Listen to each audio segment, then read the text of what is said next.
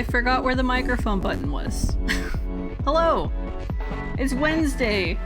I'm tired. There's an Oreo crumb on my desk. How are you? I hope you're having I missed a trash can. I hope you're having a good evening. I'm having a funny one. I fixed my microphone. I gave it some nice new filters, so hopefully I don't sound terrible anymore. I still need to figure out my VR microphone, but you know, this one's the main one, so. Anyway, it's Workin' Wednesday. I've got commissions to work on. I've got one piece that I need to line, and then I'm gonna switch over to an emote that I need to finish as well. So those are the two things I'm gonna be working on. Look at the new background. I mean, it's not new. You've been seeing it for a while, but it's finished finally. Wonderful, wonderful artist. Oh God, what's their name? Oh God, what's the handle? Matopa. Hold on. Let me pull it up. Matopaha on Twitter. Here, I'll link their Twitter. Here we go. There's their Twitter. Wonderful artist. But they finally finished it. And it looks great, and I'm excited for it. But let's go to the office. Just briefly. Hello. Look, it like put a little dancing me up on the computer. If my hands will work. Maybe. A little dancing me over there. There we go. Hello. It doesn't like that my tablet's right here in front of me, I think. There we go. I hope you're having a fantastic Wednesday. I keep reading the day of I was gonna say the day of the month, day of the week. Good lord, it's been a day. What's up, Blue Jaco? What's up, Sharadiza? Hope you guys are having a fantastic evening. I just closed on my house today, so that's a huge relief. That's done. It's out of the way. I'm gonna go pick up my keys tomorrow and actually start the whole moving process. Well, not moving immediately, but at least rekeying the locks and making sure it's all set and everything, and that it looks good. But I'm excited to get that finally out of the way. There was repairmen in my house all day today, in and out, so I didn't get to take naps. So I'm very tired, but I need to work on art, so I'm gonna work on art today. What is wrong with my hands? Are you okay? No? They're having trouble. It's okay. I'm just gonna be drawing today. You don't need to see my hands for that. Not really. But yeah, I'm gonna be working on commissions. And that's pretty much it. So hey, if you want to hang out with me, you want to get some work done, you want to chat, you want to just, I don't know, listen to the future funk that I've got going on, it's all up to you. You make your own decision. You do you. But I'm gonna draw, and I'm gonna have a good time. And we're gonna talk about my charity stream coming up. That's gonna be a thing that we're gonna talk about. But let's go to where my Photoshop is. Here we go. So I have my charity thing up there, up at the top. You can see it. I'm taking donations early. So if you do, oh God, what's the command? Donate. There we go. You get a link to the Tiltify. But anything that you donate beforehand, I will redeem on the day of the stream. So feel free to donate, share it out, whatever you want to do. Oh, got Ayaka on Genshin. You're farming Ascension mats. I don't know what that means. I'm assuming mats is materials, but enjoy your Genshin. I've been getting ads for it lately, and I'm like, what if I play it? And then I decide that I'm going to open up Wordscapes again and play that instead. So that's kind of where I'm at. What is all this? Oh, these are okay. These are the extras. I see. I'm like, what is all these layers here? We're merging these because I don't need them separate anymore. But let me know if the music's not loud enough. You want it louder? If I'm too loud? Whatever. They mess with those filters. Like I said, I got some plugins that should hopefully make me sound a little better. So hopefully it does. Scoop my tablet in a little bit. It's a bit grindy. Yeah, that's what I've heard about gacha games. That they are a weight on the soul a little bit as far as the grind goes. Look, my stream elements is going ham with the chat, with the timers I've got. Has this filthy talent stuck in your bones? I have a couple games that are like that, truthfully. Lock the Slayer here. So I'm working on a commission for Cyber Tiger today. I really just have to line it today because I don't want to get into coloring it. Because that's going to be kind of a feat. Used to play Warframe? Oh god, yeah. Don't even get me started on that. I want to kind of work on my line work a little better. Just kind of doing like variations of thickness depending on like where the lines are. So I'm going to play with that a little bit today.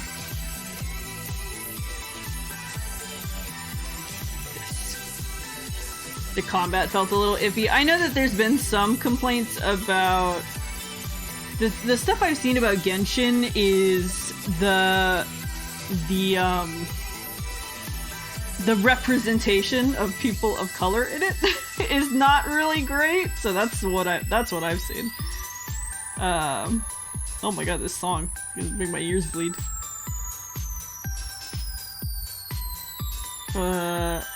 But, I mean, like I said, I've never played it. I have no clue what goes on in that game. Hey, aloha, how's it, I just know that there's a bunch of anime kids. It's made by a Chinese company. Yeah, that sounds about right. Tells us it's gonna be another beautiful day in paradise. Just need the tip. You know what? I'll do this. I'll do this after. Hope you got some time to stick around because I have got some great music for you today by Toshiki Kadomatsu. We're gonna get started with a song that's all about a little summertime romance. So sit back. I love these future funks mixes so much. You never know what you're gonna get. Some warm waves and a light tropical breeze with the music of Toshiki Kadomatsu. Toshiki.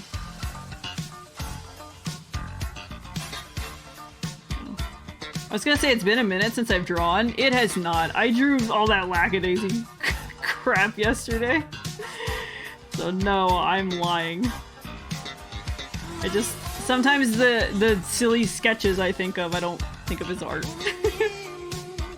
You have a VR game in mind? Yeah, I'll always take game suggestions. Before I play my next VR one, I really need to fine-tune the microphone that I got. Because I have it, but it didn't work last time, I guess, and I didn't realize it until the VOD. So I was still like peeking like crazy, so I gotta figure that out. But yeah, I'll take game suggestions. A township tale? Tell me about it. What's that about?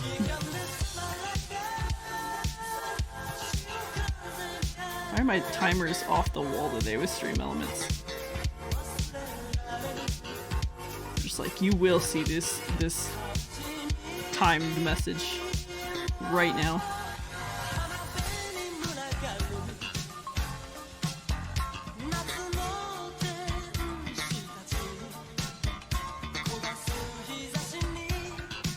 Different parts of the town. That sounds really cool, actually. Yeah, I'll try that out. It's like is it multiplayer or are you working with like NPCs? I said I was gonna vary my lines and then I didn't do it. Multiplayer, no NPCs. Oh, that sounds like the social experiment from hell, but also a lot of fun if you get the right people, you know? And fix my pillow. I'm very tired today and my back hurts. I had repair guys fixing the drywall because I had a leak in my wall and they cut a hole in it, and so today they were fixing the hole.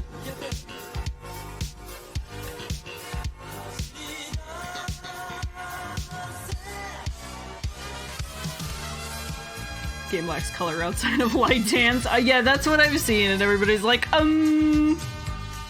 But also, like, if it's from China, what are you gonna do? Like, they're probably not gonna change that anytime soon.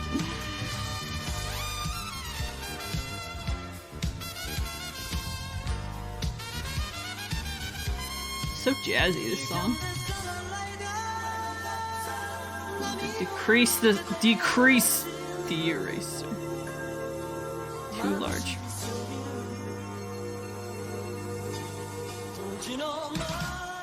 Yeah, I was looking for mobile games the other day, and I was like, I don't even know, like, what are the mobile games that people play? And I wanted to try that, the taiko drum game. I forget what it's called. But you have to get Apple Arcade for it, and I was like, I don't want to pay for that. I don't want to pay for that. So I just got Wordscapes because I like word games. Summer emotion.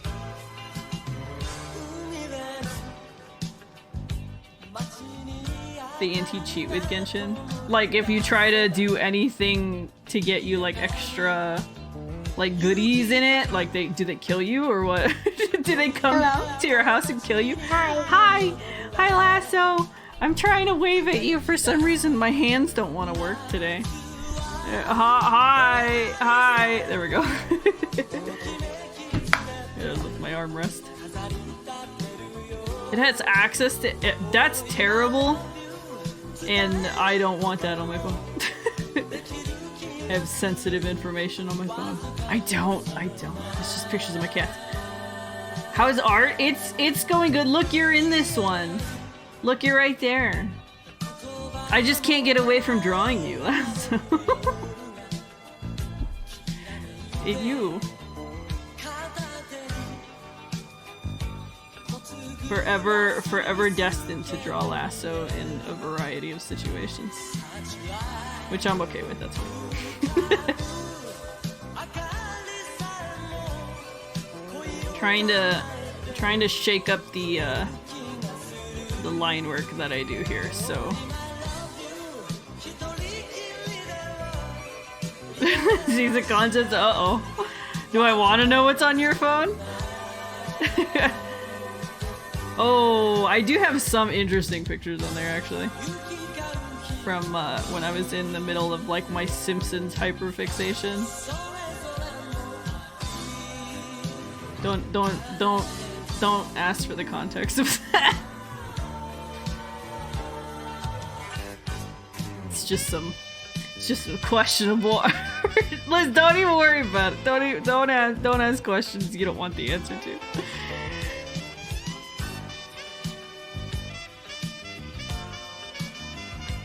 Yeah, don't think about it too hard. I did make a tier list for my favorite Simpsons characters, though. I'll have to find it.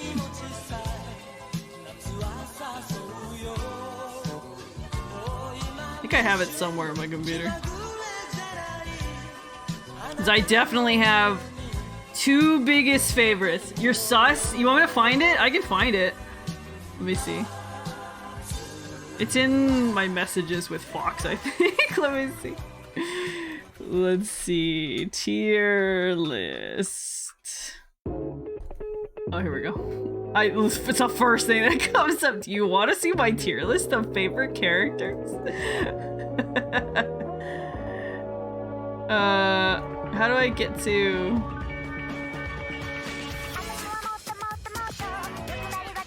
Oh, there it is. I found it. Hold on. Okay. Here it is. So here's my tier list. So you got my favorites at the very top. Barfly Sam the Barfly, and Reverend Lovejoy. Don't ask me why he's shirtless in that picture. I don't know. And then there's the ones that I sometimes like. So I like Gil and Superintendent Chalmers and Smithers. I forget the teacher's name. I don't remember. Just happened as the first picture. I like the lawyer guy and this one-off character who I forget he's played by. Derma, please, I'm trying to share my tier list. Mr. Bergstrom, yeah, that's his name. Derma, I know you don't understand this, but I need you to get out of here, Derma. I like that he's semi-transparent. This is Wayne Slater, I think his name is, but I can't remember who plays him. And then I like Devil Ned. Specifically Devil Ned. Not regular Ned. Regular Ned's down here.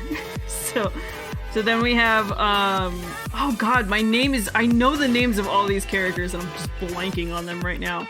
Grimy, Frank Grimes, Carlin Lenny, Principal Skinner, what's his name? I don't remember this guy's name. He's in the Mafia. Ned, the other lawyer whose name I also forget in the moment. This French guy who was in like one episode. Then you got Mo, Homer, Larry, Mel, the orchestra teacher, and frickin' what's his name? I can't remember. You have no clue? It's okay. I made this in like a fit of insanity at like 3 a.m. like 2 years ago.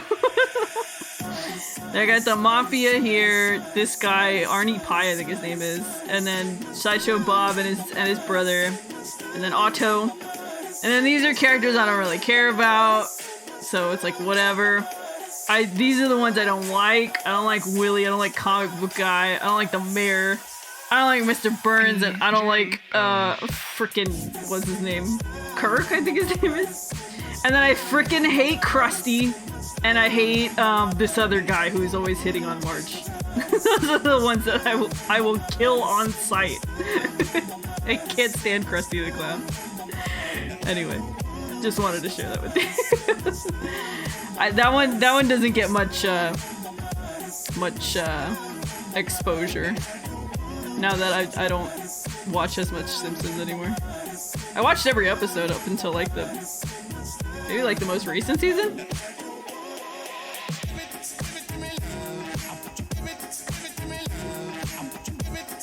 I may need to pull up the refs for these characters so that I understand what my line work is.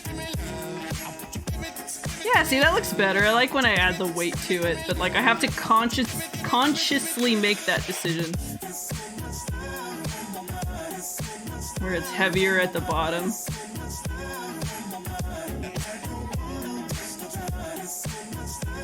That one might benefit from being kind of equal there.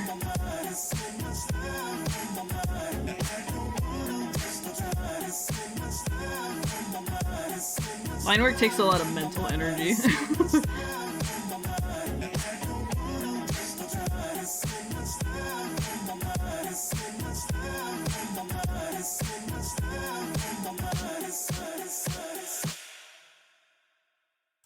Oops. But yeah, I meant to work on commissions yesterday, but my cat brain got away from me a little bit. And then I just drew gay cats all day. And then I took a nap. And then I ate soup. It was very productive even.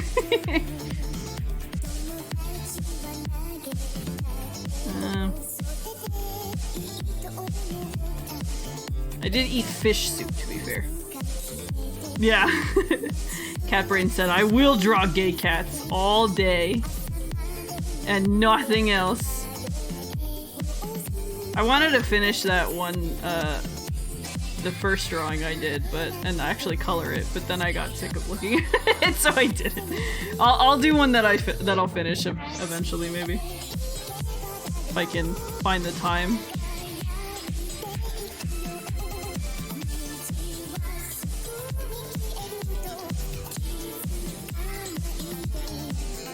Finishing stuff is very hard for me unless it's like a commission, and then I'm like, alright, well I gotta finish this.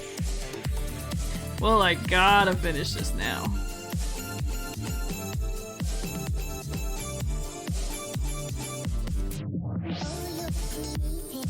Yeah.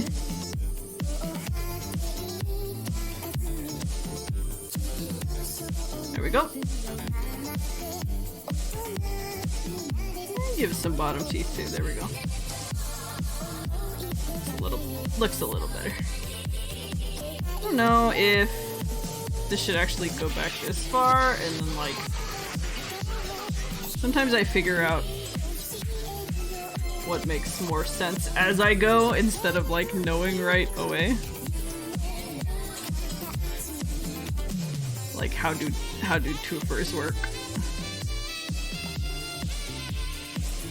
Yeah, I'm just lining this one right now because there's like 80 references that I have to refer back to for colors, so I will do that on my own time. I have to flip back and forth constantly. Teeth are weird.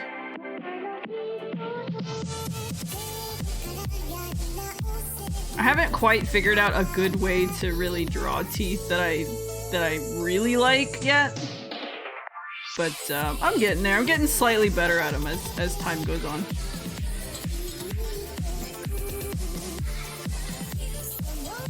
You just use it. You really do just use them to munch, huh? But they're pretty good at doing that.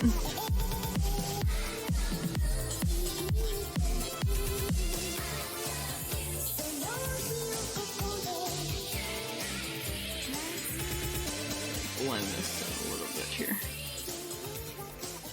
My cats are like conked out because they've been stressed all day with people here. Because the repair guys have been in and out, making all kinds of noise with all kinds of tools, and so they haven't been sleeping or anything, of course. They've been just like high strung. So now they're just like, like passed out. Which I hope they sleep for the next 12 hours. That would be great. Because then I could sleep.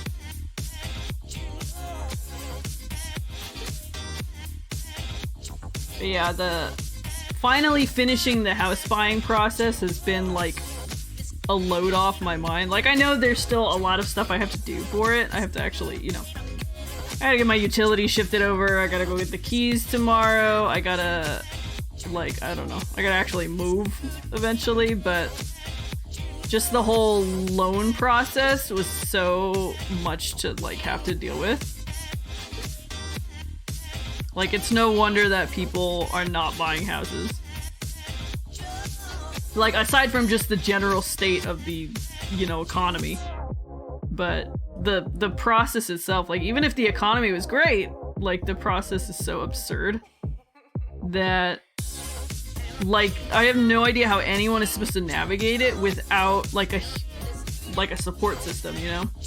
Because, like, I at least had my parents kind of guiding me through some of it. Like, you know, here's kind of what's going to happen. Here's kind of what you want to expect and do next. And I was like, oh, okay. But for people who don't have that, like, how do you even know? Like, some of the stuff that I had to do, too, like, I was, like, trying to research it. And there's, like, no resources online. Like, they were asking me for, like, a letter because I got some gift money. So you have to kind of document your relationship with the gifter. And I asked the lender, I was like, what does this letter have to look like? Like, what does it have to say? You know, to make sure that the money is valid and accepted. And she was like, I don't really know. And I was like, I feel like you should know. But, alright. Like, I'm sorry. So it's so hard to just kind of have to figure out on your own, but for sure it's one less thing I have to worry about now that that's over and done with. And I still can't really make any huge purchases though. I want to make sure I get my keys and actually get into the house before I go buy appliances, because I need to get a fridge because there's no fridge in there. And I need to get a microwave and a new washer dryer, because the way that it's set up, it only will take stackable washers and dryers, so not like individual units. Time being, maybe. No, I mean, I have the money for I have leftover funds for the fridge. I just have to go get it. I'll probably get it from one of those kind of dent and scratch places where, like, it's perfectly fine, but it just kind of looks a little jank. As long as it keeps my food cold, I really don't care what it looks like. An ice maker would be nice if I can find one with an ice maker, but it's also not like a huge requirement. But I gotta pull up. Let me pull up a Google Doc for references here, just so I'm getting all these details right. I don't want to line a bunch of stuff and then be wrong. Zoom in. Oh no, let me zoom in. View. Zoom. 200. Okay. I have to study. Oh, there's more than one. Oh, there's more than one. See? I don't know these details unless I look at the reference. Someone bonked with a car. Yeah. There's I mean, there's a dent and scratch place that's like specifically for that. Where I got my current washer dryer. Oh yeah, I use ice trays currently. I'm just one that, you know, where I wouldn't have to would be cool. But again, not necessary. I can live without it. I can't really tell what these earrings look like. Let me have to pull up I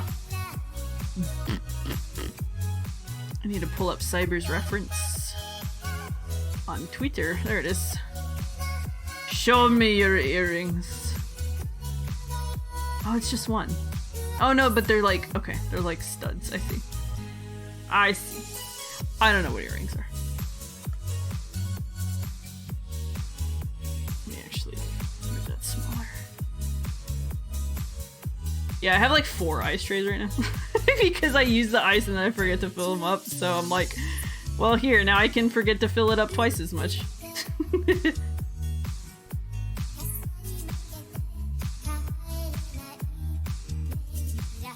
don't really know what shapes these are in, but I can wager kind of a guess here.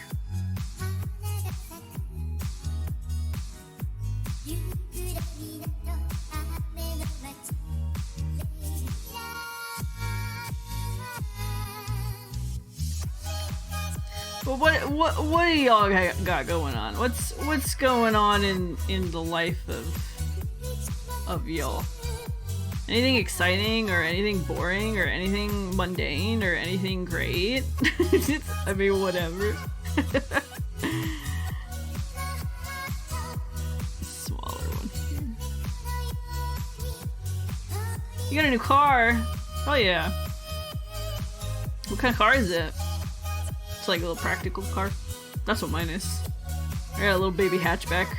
But that's because I had to after I got smashed into back in October. Not October last year, October the year before. A Chevy Equinox. I feel like I know what those look like, but I also don't know cars. Chevy Equinox. Oh yeah! Those are nice little SUVs. Very nice. I can't drive SUVs, I'll explode them. Probably. Probably.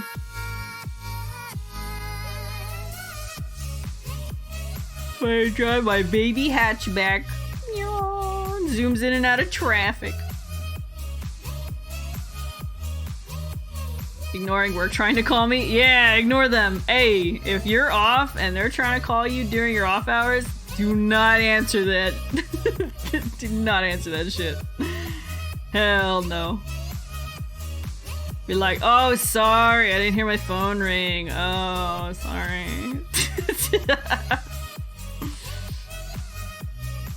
They can figure it out. They'll figure it out. You have the same problem with trucks. They're scary. But yeah, I drive my little, I'm a Mitsubishi Mirage. And I love it. I had a blue one, but it was a blue 2014, I believe, and that's the one that got smashed into in October 2021 while I was on my commute home from work at the time. I was not lucky enough to work from home, so some teenagers were trying to merge into the lane over and were not watching traffic slow down, and they just smashed in the back of me, and I felt okay at first. It was jarring, but when I went to the doctor because I was sore and I was like, I might as well go to the doctor just to make sure, he was like, oh yeah, you tore a bunch of muscles in your back. I was like, oh god. I was like, okay. So he gave me a steroid shot at the time, and I was like, can you just send me that receipt, please? Thank you. And they ended up paying me a couple $100s, I think, for the medical bill, and then I got $6,000 out of out of the car settlement, you know. Yeah, they're not terrible. I mean, I'm glad I got away with just that, but it was enough to put me out of work for a couple days. So, just got the email. So I'm thankful it wasn't any worse, but definitely jacked up my finances because my car was entirely paid off too. So I was really upset that I had to get a new one all of a sudden. Because that just like put a huge dent, and I'm still paying that bad boy off. So I have like 8,500 left on it, which I just has been on pause because of the house stuff. So second cheap payphone, you turn that shit off when you're off. Hell yeah! Slowly building your silly little world. Lasso's making a new VR chat fishing world, and it looks great. And the next time he's live with his Sunday fishing, you should check it out. It's fantastic though. I told him to put the Resident Evil 4 fish in it, but I don't know if he will. It's gonna be a few weeks, that's fair.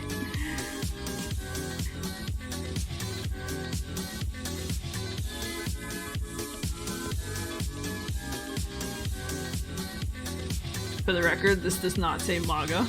I swear to God it doesn't.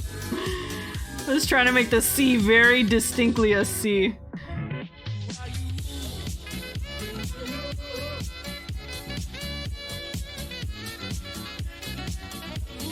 I don't know either. I don't know anything about making VR worlds.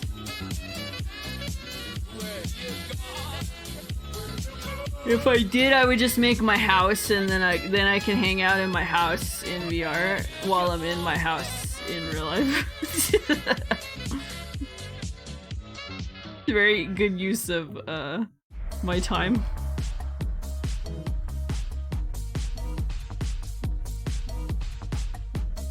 Might make these letters like 3D looking, maybe. I don't know. It's supposed to be printed on his jacket.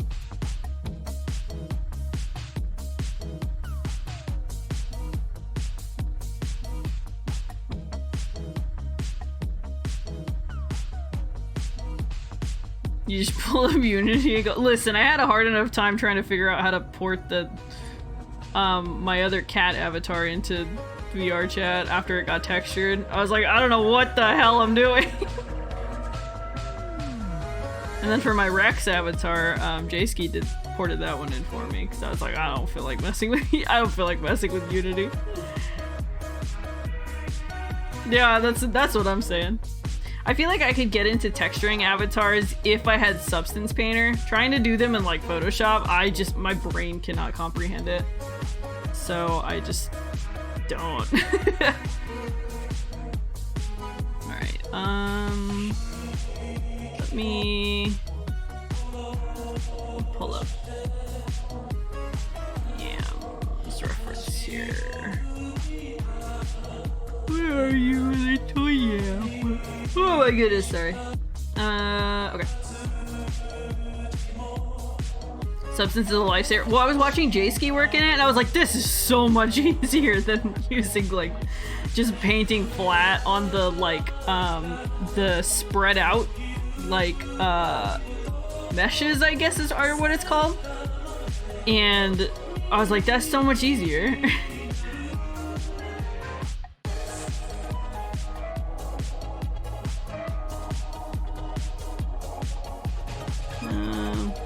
How do I have this going here?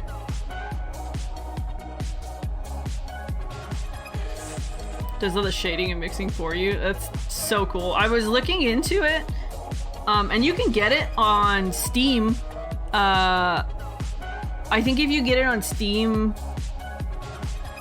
I don't think it's a subscription if you get it on Steam. It's like just a one-time buy maybe, and you get it for either a long time or definitively, I can't remember.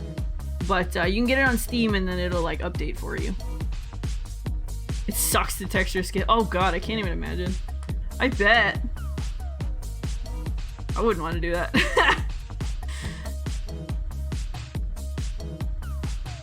But I bet you make it look awesome though.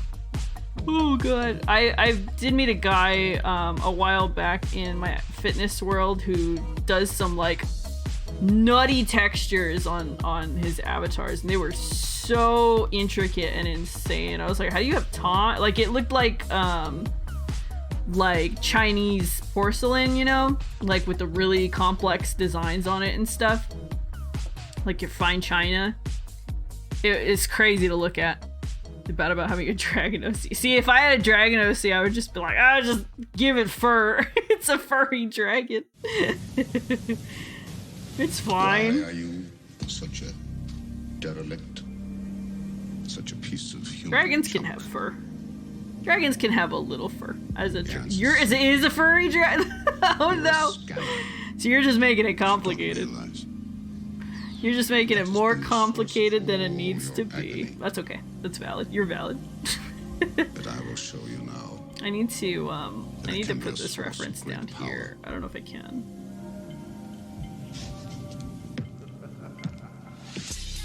I don't know if it'll let me. No. No! I need to print screen. Hold on. Wait, I gotta open paint. Don't look at my paint. Don't ask me why I have paint open. It's important work. Just trying to drop something in Photoshop without it being a chore. There we go. Get bigger! No, don't go upside down. Get bigger. Ugh. Alright, come over here. Come over here. I know you're blurry, but it's fine. Nope, nope. Oh god, my mouse is like dying too, so it's having a hard time. What are you doing? Oh god, Christ. His big ears and a tuft on the tail. That's adorable. I love that. I love dragons that are fuzzy. They're kind of my favorite. There we go.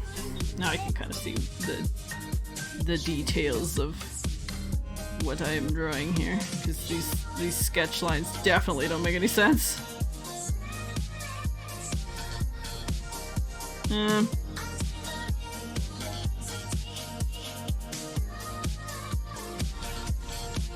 Slushy. Aw, that's cute. I love that. I have well, he's not human, but I was like, I have a person OC that's like kind of a dragon. He's a genetic mutation that gives him dragon-like features.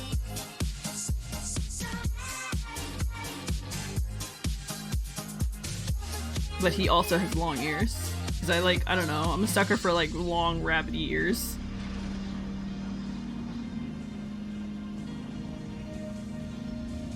They are cute.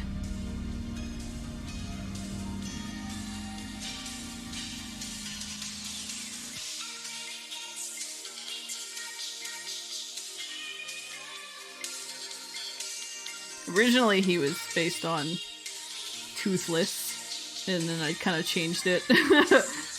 Big tails? You like the big tails? Hell yeah. That's awesome too. You should go follow OK Donuts. OK Donuts is all about the tails.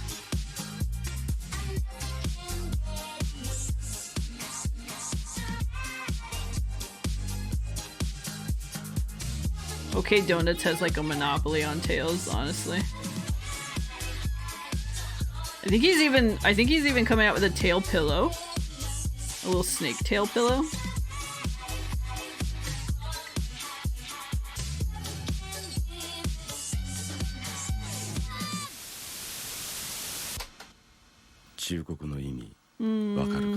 Don't like that. This way. I keep forgetting to put the weight that I want to do. To erase this. Get rid of it. I need to come in from this side.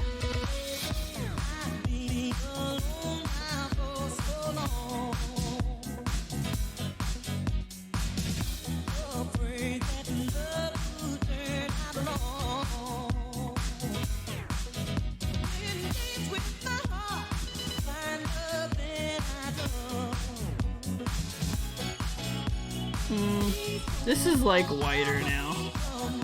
I go over my lines a lot. I'm like, don't like it. This is why, like, originally I didn't really want to stream my commission process, because a lot of it is just like, just me, like, double thinking where I'm putting lines for them to make sense.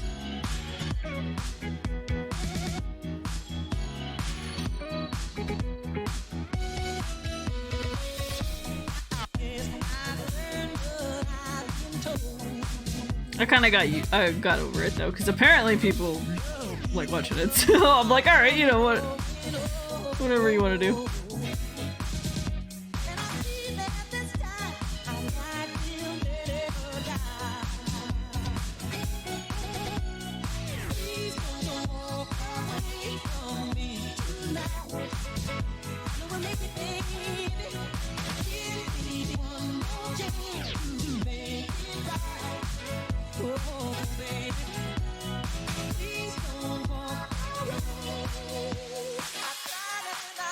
There we go. So I have, for Friday, I've got 2 for sure recipes, 1 maybe.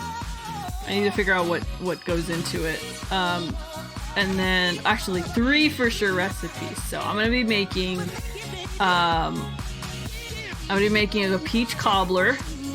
That Cactus recommended. Never made peach cobbler before, so that's gonna be a lot of fun. And then I will be making my lemon cookies that I like to make because they're pretty easy, and I like lemon cookies. I like anything with lemon.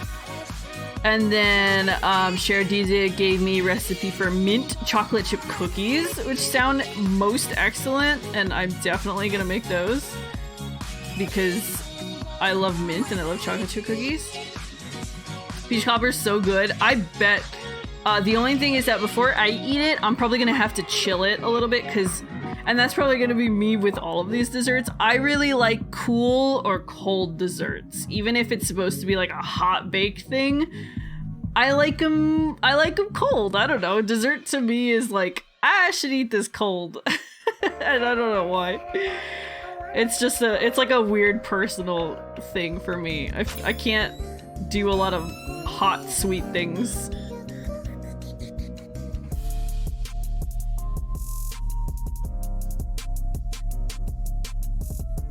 People make fun of me for that a lot. I'm like, I'm sorry. I just like the cold things. They're good. They remind me of ice cream.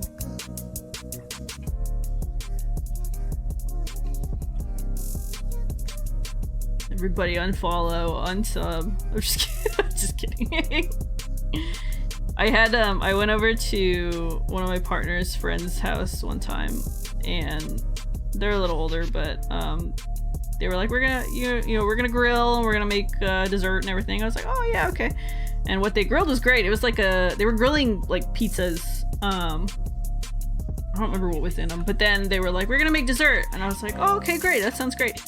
And it was strawberries and bananas with fudge and something else I can't remember, but they served it hot, and I didn't want to be rude, so I ate some of it, but the whole time I was just like, I can't do hot bananas and strawberries. I can't, like, hot chocolate, okay, I can kind of do, but the chocolate just kind of melted into the strawberries and bananas, and not like in a good way, and it was kind of like a darker chocolate too, and I was just like, so good. I was suffering a little bit that day. I tried though. I tried it. And it's not that I don't like strawberries and bananas and chocolate. I like them all. It's just something about the temperature just like does not sit right with my mouth. And it was just very, very bizarre. But they were very nice. They were very nice to make it for us.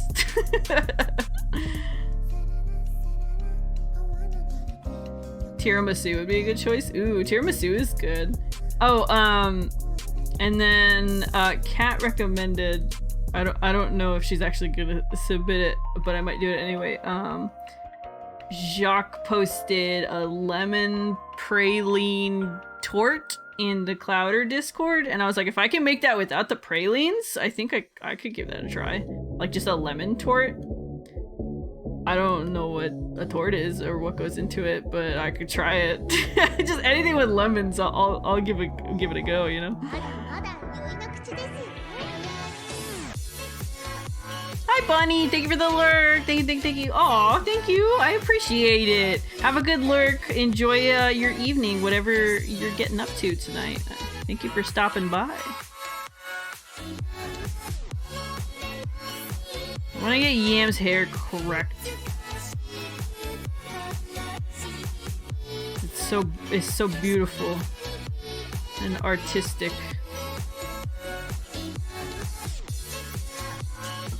Ah, there's a cat on my desk.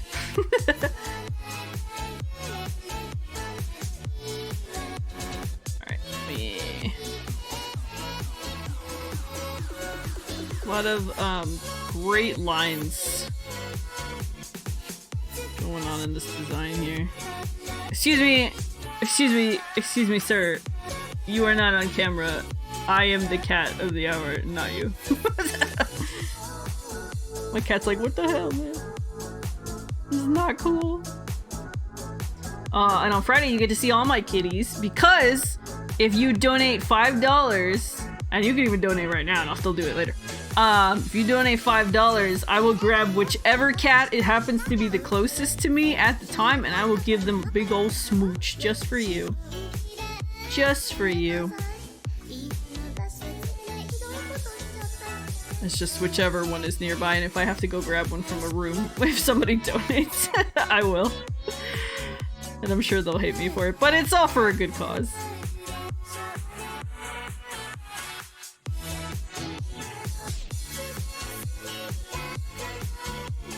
But if you don't know the rewards I'm offering, I can show you the rewards that I'll be offering on Friday when I'll be baking.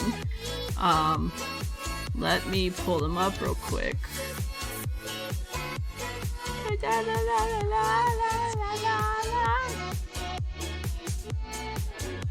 Here are... Oh my god, why is this image so large? Why is it so big? But on Friday, if you donate, so it starts at $2, and you'll get the maximum reward. So you won't get everything underneath the amount that you get, but you'll get the one that you hit the max for. So you can get a post-it. Since I'll be in the kitchen, I'll just slap a post-it note with your username somewhere, wherever you want. You can tell me you want it on the fridge. You can tell me you want it on the toaster. You can tell me you want it on... I would say my shirt, but it probably wouldn't stick there. So I'll just put it somewhere in the kitchen, wherever you want. $5, I will give my kitty a kiss, one of them. For $10, I'll give you an HR tip or advice, whether you want to ask a question or just get some general advice. I'll go in depth, more in depth than I usually do. For $15, you can get a static Twitch emote, and you can use it wherever you want. For $20, I have a Google Home in my kitchen, and so you can give me a question for me to ask it, and we will all listen to what it says together. As long as it's not anything inappropriate that I'm gonna get in trouble for. For $25, I am going to... You can pick a random meme to send to my partner. I'm just gonna send it with no context whatsoever. So, he's gonna be at a robotics competition all day, so he was like, maybe I'll give you some responses. So we might get a response from him. Who knows? But you get to pick what we send to him.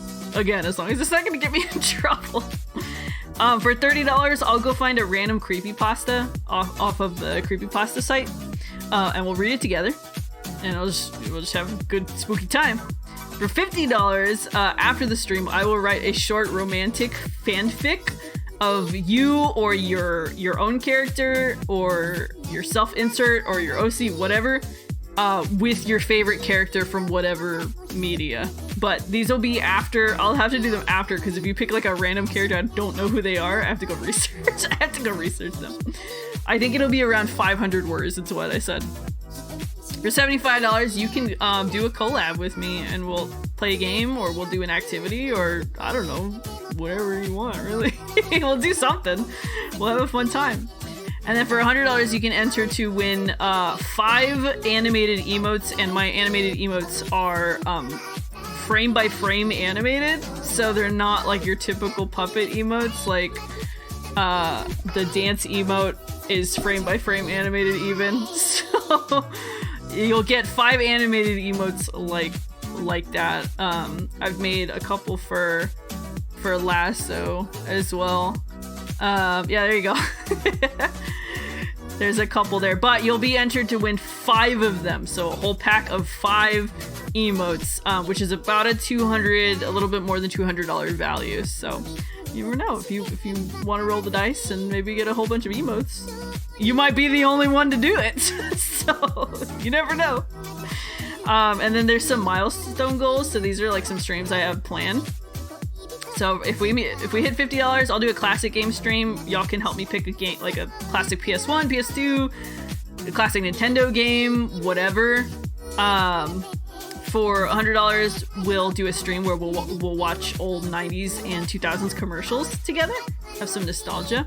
For $200, if we beat $200, I'm gonna do an American snack tier list stream, and y'all can pick the snacks that I try. Of course, you got to be mindful of my allergies, but I'll go shopping. I'll pick up a whole bunch of snacks, and we'll do a snack stream, and we can rate all of them. If we hit $300, I'll build a Lego set on stream. For $400, now $400 is a big one. Everyone who donates will get invited to be drawn in a large thank you artwork for all for every donor that gives. So you can put in your own character, your persona, your VTuber, whatever. So 400 is a good one for you all to work towards if you want one big thank you artwork, because you'll all be in it. And then for $500, I will go get a costume from Party City. I don't know which one yet. And I'll play a game in that costume. So, coffee addicted. But yeah, so 500 is the max goal here, but I also have 2 secret stretch goals that you never know. We may get there. Who knows? But they're secrets, and you don't know it till we get there. So that's a good reason. So even if we meet 500, we could still go. And these are pretty ambitious goals, but you never know. I want to do my best for It Gets Better, but it's gonna be a lot of fun. So if you want to come hang out, I'm gonna start at about 4 o'clock Central. All my stuff's at Central Standard Time. I forget it's daylight time now, so it's just 4 Central Time, really. Just 4 Central Time.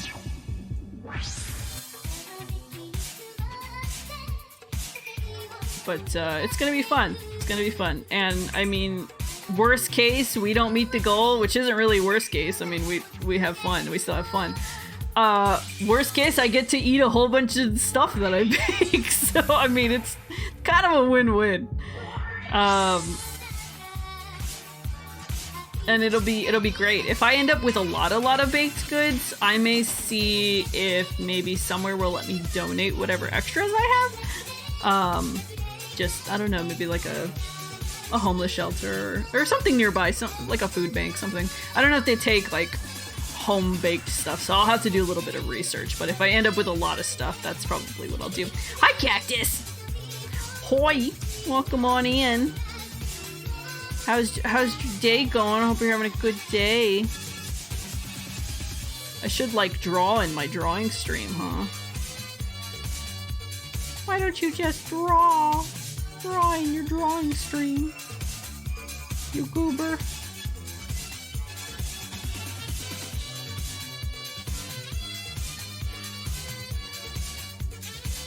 That looks like it makes sense.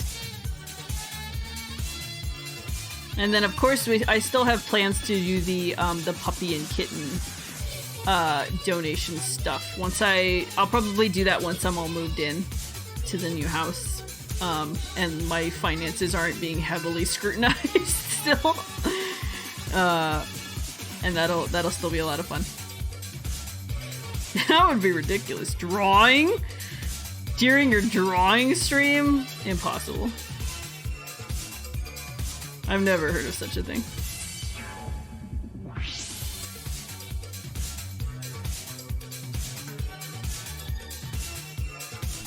The cat Ocho is here. Everybody say hi, Ocho. Hi, Ocho. Meow, meow, meow, meow, meow. What? Yeah, unheard of. I would show you Ocho, but I would have to switch to my webcam. Oh, and I'm a mess. I just took a shower, so we're not doing that. You have to wait until Friday for face cam. I'm sorry. You gotta, yeah. I got mine. Where's my baby boy? It's my baby boy. He likes to sniff my hand very aggressively. He went into a sneezing fit earlier today. It scared the crap out of me because it sounded like he was like choking on something. But he was just sneezing. He had something on his nose. Probably all the drywall that has been all over the place today.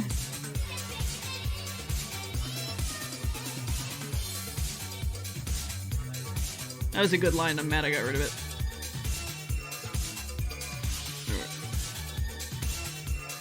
No.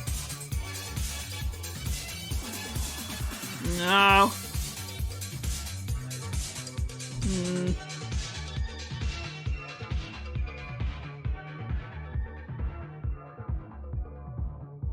I can't.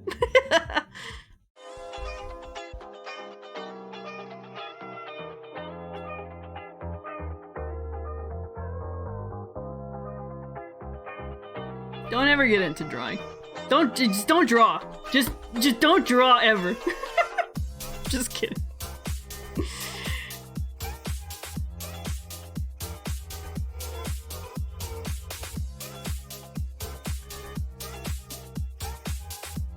There we go, that's a good one.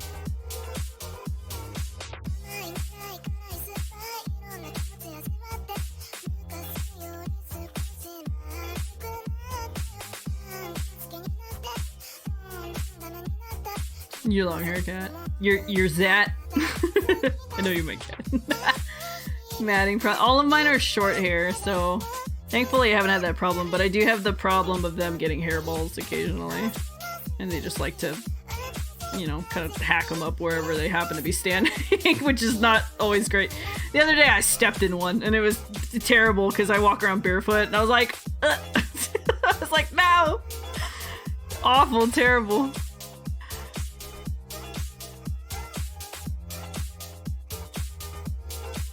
You just pay people to make the pretty pictures for you. You know what? That's valid.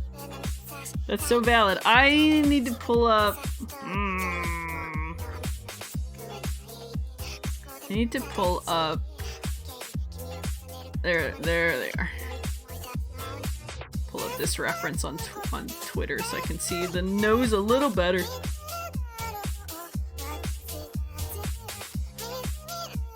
Because it's not shaped exactly like how I sketched it.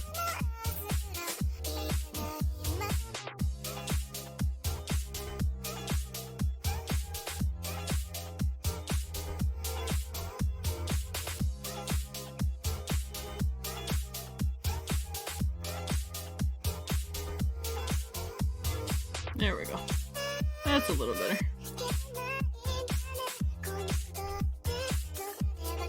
I should just pull this, because this is like the blurry version. Let me pull this. No, that's not. No, you don't want to do that. No, copy this picture. No! It really doesn't want to copy this picture, huh? Fine, I'll save it.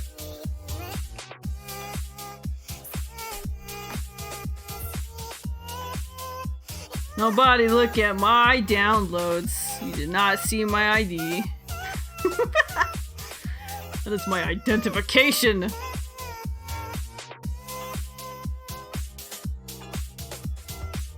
This is a commission. Yes, this is a commission, yes. I am working on this for, Dearest Friend Cyber Tiger.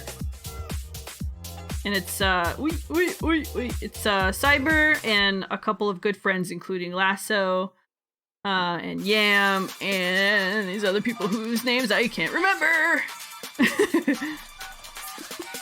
But a lot of good beans in this image. A lot of good beans. But I needed to pull up this ref so I can see it a little better here. But hi, Gayski, how you doing? How you doing? Hope we're having a good day. My charity stream has not officially started, but I have the Tiltify up there just so I don't have to set it up next time. But like I said, if anyone wants to donate now, then I will honor redeems on Friday. Dinner's ready? Yeah, go get your dinner. Go get the din din.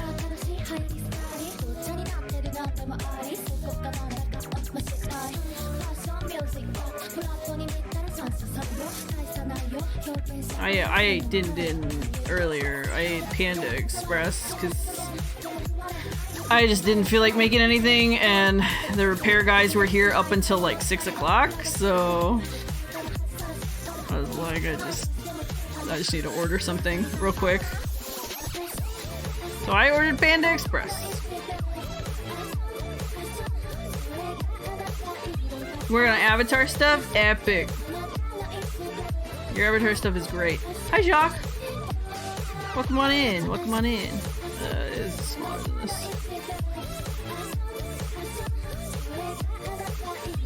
Hope you're having a fantastic Wednesday evening.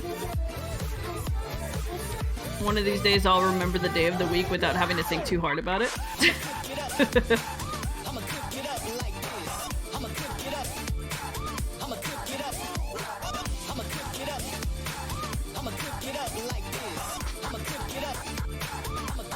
I need to update my throne with stuff for the house.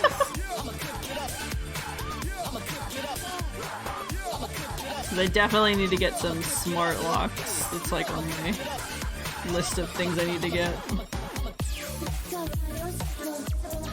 You're stressing because of that baking test? Oh yeah. Yeah, we were just talking about the tort that you shared in the Clouder server, and I was like, maybe I can make one without pralines. I'm probably nowhere near as good of a baker as you are, though.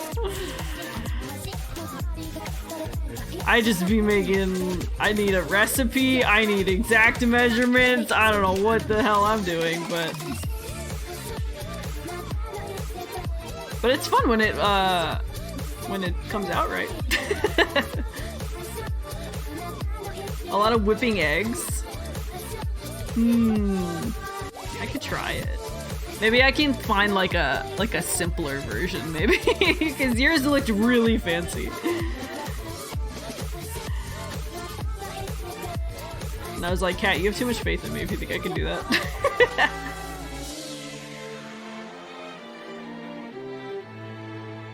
Yeah, send that. Yeah, because I'm gonna be baking on Friday for the charity stream, so I'm just like trying to come up with more ideas. Because I want to have like at least like 5 or 6 recipes, because I may have to be doing like multiple ones at the same time. Like while something's resting or chilling or whatever, I'm gonna start like on a different one. So.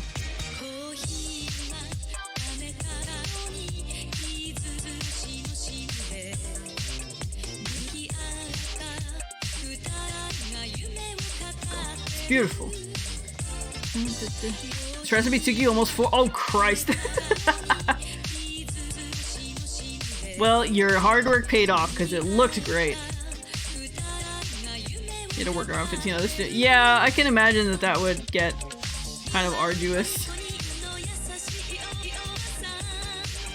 Trying to figure it out. No, wait, I don't want to move on yet. I need to finish this part. Cyber's arm here. My biggest challenge is going to be that I am not very number 1, that I'm not very experienced, and number 2, that my kitchen is like the size of a penny. So I'm gonna have to bring in probably one of my outside tables to kind of be an extra place to put things.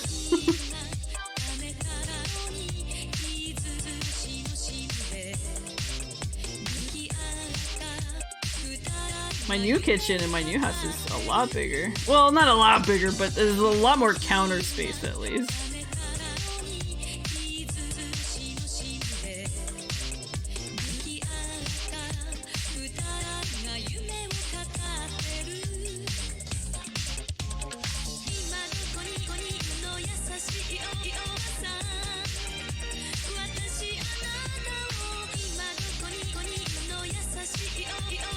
I do not want to go all the way down! Okay.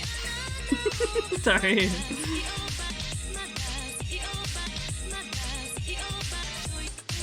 No, it's fine. Just leave it like that. That's fine.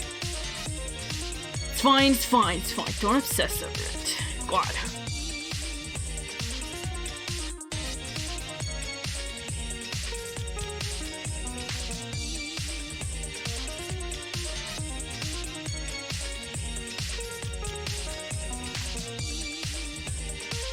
But yeah, I'm gonna be doing peach cobbler, lemon cookies, mint chocolate chip cookies. Those are the 3 I have so far. I do have a Final Fantasy XIV cookbook that I may grab a dessert from. But my form for taking ideas it's still open. It's still open until probably tomorrow night because I have to go get ingredients Friday morning. So I don't want to cut it too close where I'm not going to be able to get stuff in time. Did my playlist run out already? No way. Really? Oh yeah. Wow. Okay. There you go. Hey, aloha, how's it, everybody? I've already heard this one. It's Takahashi Tomoshi. I don't remember his name. I'm sorry. It's gonna be another beautiful day in paradise. Blue skies. What is it? Clouds, and maybe a brief shower. He's gonna say it. Hope you got some time to stick around because I have got some great music for you today by Toshiki Kadomatsu. Toshigi. I'm sorry. I was close. All about a little summertime romance. Work up the energy to do so. Yeah, I'm not a huge person who cooks very often. That's why I thought the baking stream might be fun because I've baked maybe like twice. And it's just something that I have fun doing it, but it's a lot of effort. So it's like it's like a little challenge for myself. So it should be fun. I do not want to go all the way to the bottom. Hosted? Excellent. Excellent. Curious on that.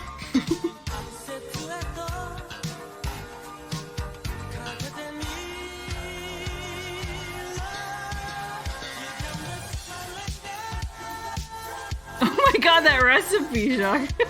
You got pages in there. Hey, I'll look it over though. If I think I can feasibly pull off something similar, I will give it a go.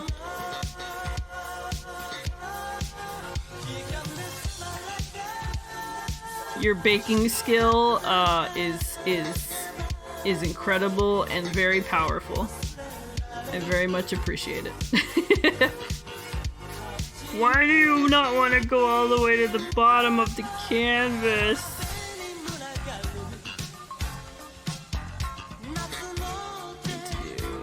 Screw this up a little bit. Destroy it, yeah.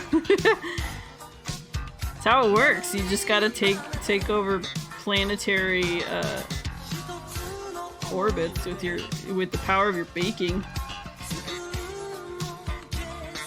You will wield the mighty measuring cup.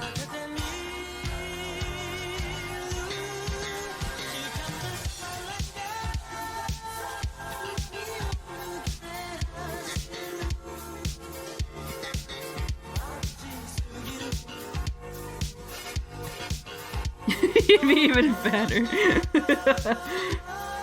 Baked goods are great. I feel like I can only have a certain amount at once though. Like, I love Oreos, right? But I can only eat like 3 Oreos at a time, or they start like becoming like gritty in my mouth. It's really weird. But it's probably a good thing, because I'm kind of a sugar demon. That's why I had to start drinking 0 sugar soda, or else I would like just consume.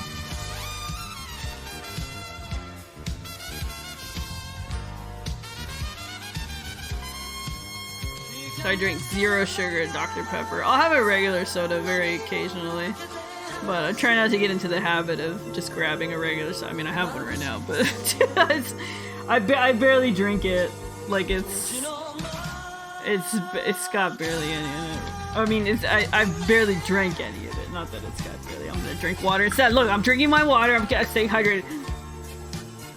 Boy, I do like the way that song moves. And what a sensational arrangement. Here on KIKI. The tune is called Offshore. Makes everyone sick. Yeah, I can imagine. What if you don't really like cake? Like, are you just like SOL? Like, too bad. I mean, I'm assuming if you're a baker, you gotta kind of like cake at least a little bit, you know?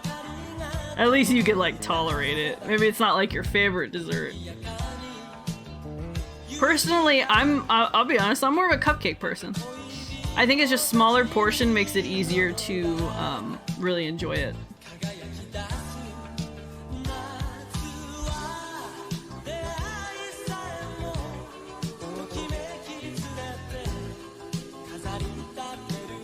My niece just had her birthday party, and for her, she decorated her own cake. Or she like asked, we got it at the grocery store bakery, but she was the one who like gave them what to put on it, and so she had like a rainbow border. And then she just had them blast the entire thing. Excuse me, except for the very middle that had her name, happy birthday. But she had to blast the entire rest of it with rainbow sprinkles. It was incredible.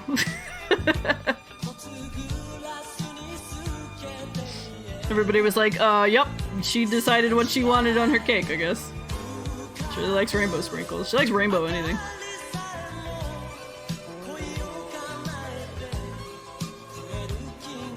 Like, okay, ally. You make everyone's birthday cakes? Oh my gosh. Hope you don't get tired of doing that. Sure, it can grate on you after a while. Everybody's like, oh yeah, Jacques is just gonna make the birthday cake this year. We don't even have to ask. Like, what if I'm busy?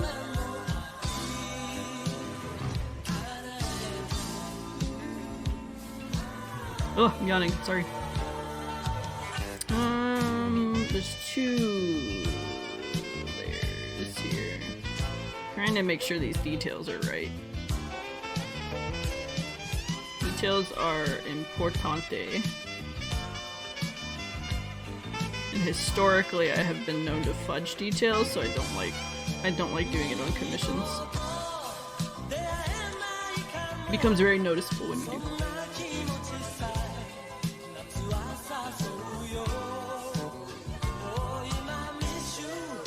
La, la, la, la, la.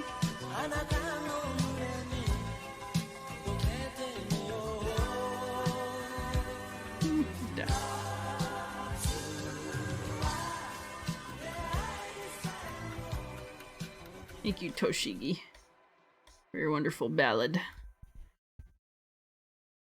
I don't know if this isn't the same video, so I don't know if it's the same songs. Hopefully not. But I can't tell.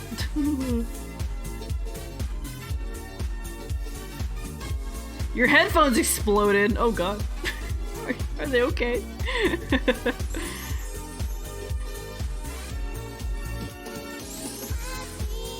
Did they explode while you were wearing them? Like, just like spontaneously combust?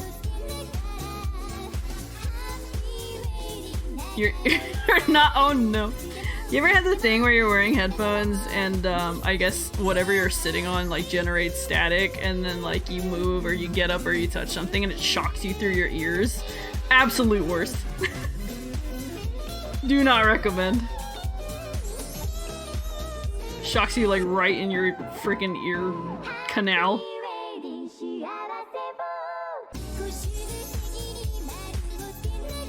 You've never had that happen? I've had it happen when I used to wear...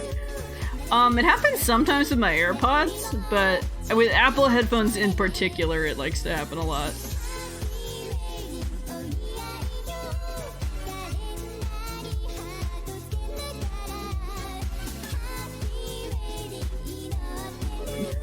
There's a little lemon.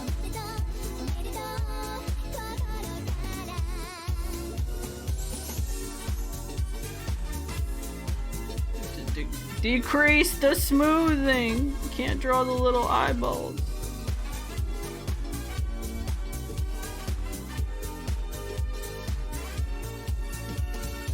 Okay, turn it back up.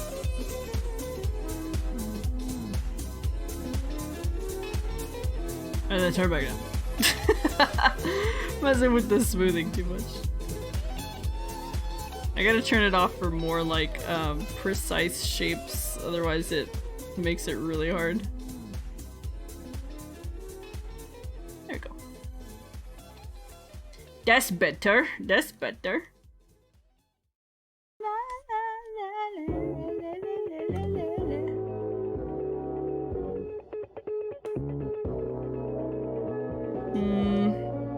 Trying to figure out what I was doing here with this line here.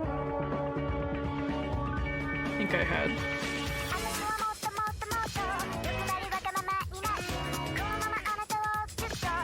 I had to go down this way.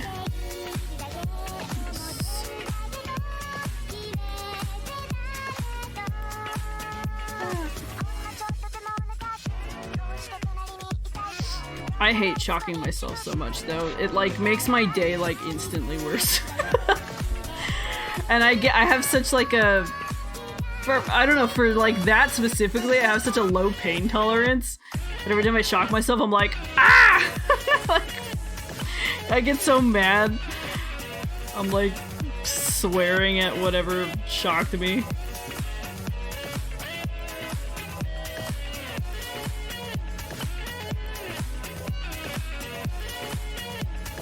I think I have a pretty low pain tolerance in general. It's weird because like I was fine when I got my tattoos, right? Because I think that's like a sustained kind of pain and like you're ready for it, you're expecting it. But like for like sudden pain, like I am such a wiener and I will like swear up and down.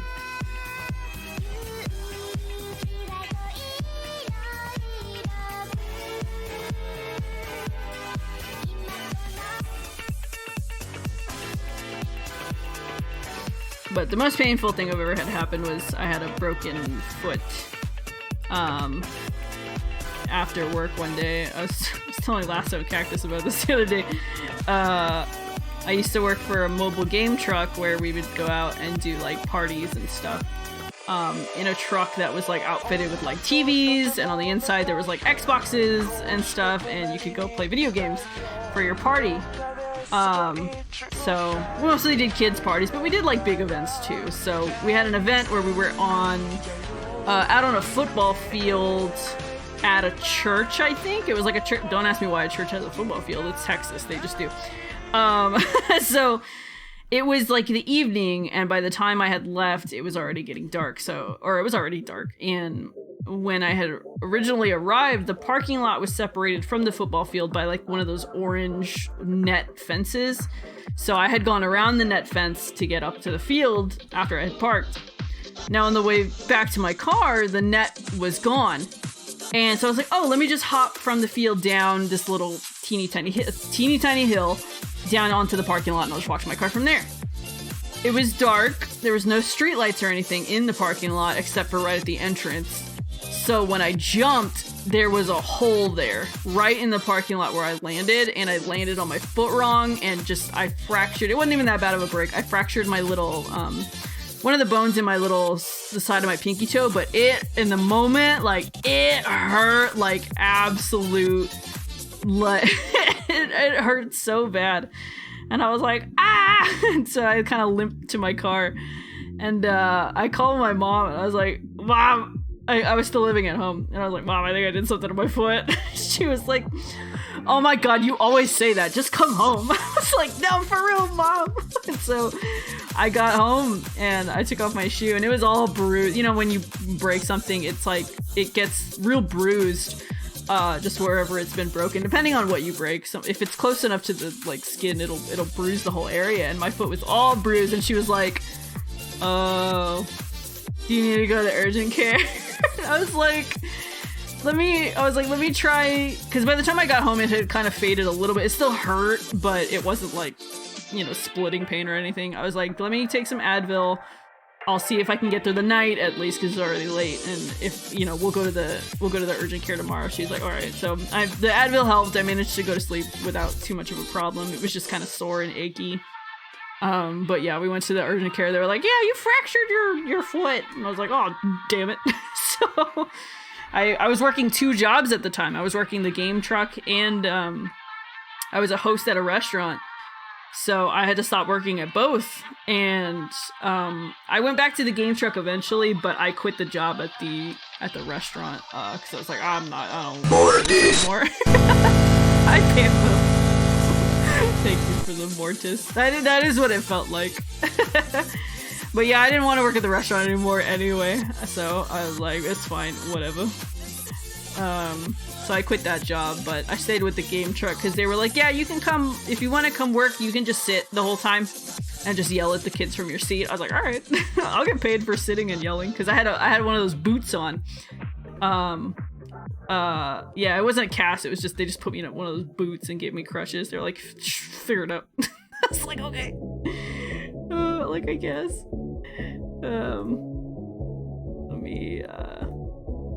Yeah, they gave me the boot, and it was one of those huge boots.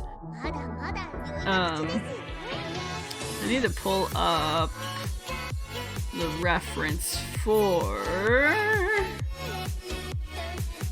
this next character.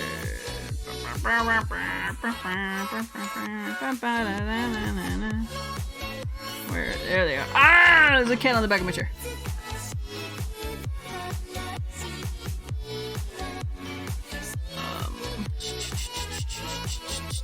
Trying to find a Wefwince. That's a good one. No, that's not a good one. It thought it was a good one. That's kind of a good one. Sorry, I'm just I'm looking for the...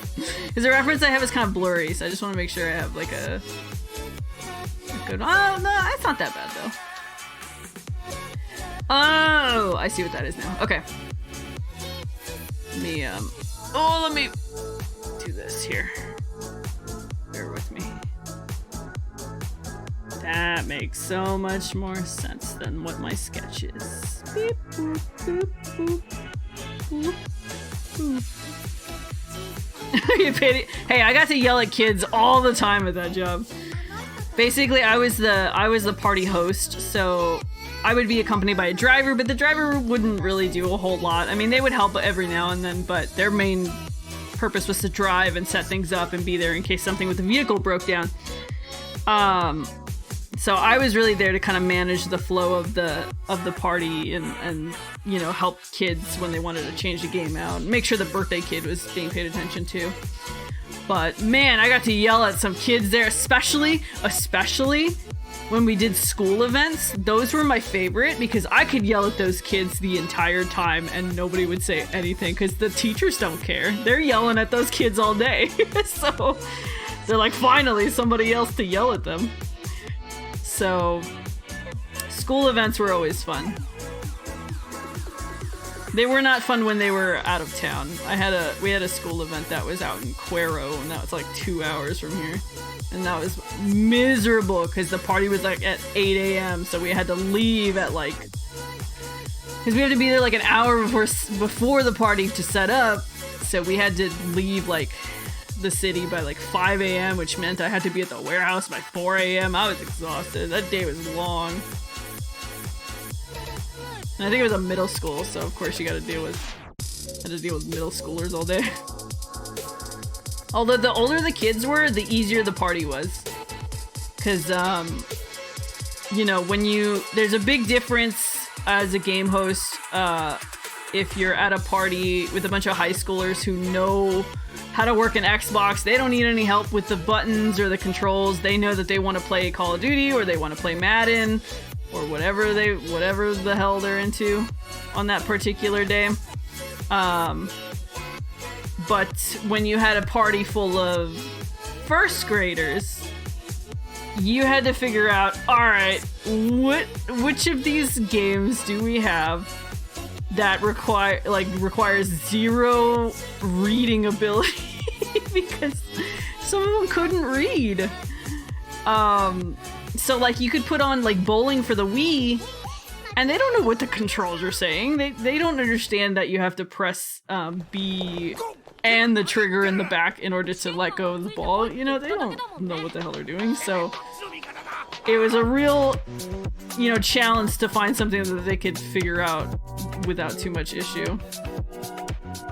Playing Super Smash Brawl? Yeah, we had Smash for the Wii. Was that the Wii one, bro? I think so.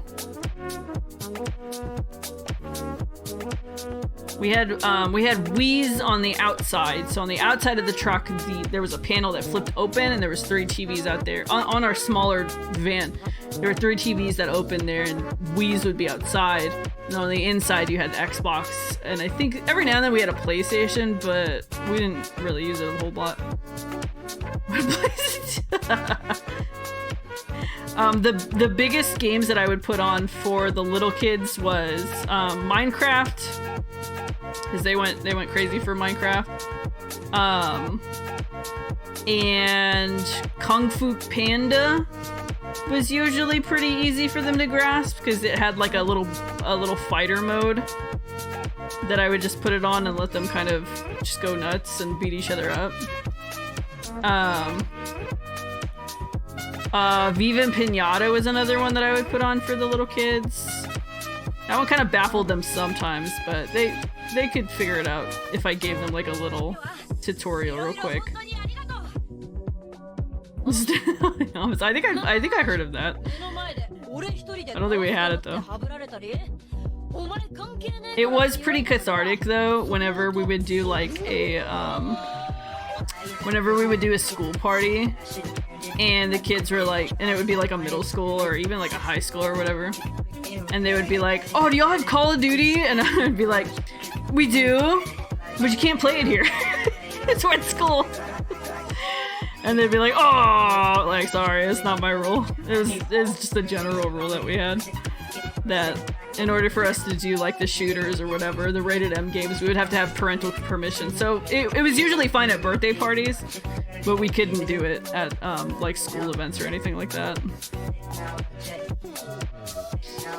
Which was a bummer for them, I'm sure, but it's like, you're having like a school party carnival thing, you'll live. You'll live without Call of Duty for one day. So for those, we would just put on like, we had Guitar Hero, I think. So we would put that on. Guitar Hero for the Wii. We had Super Smash, we had Mario.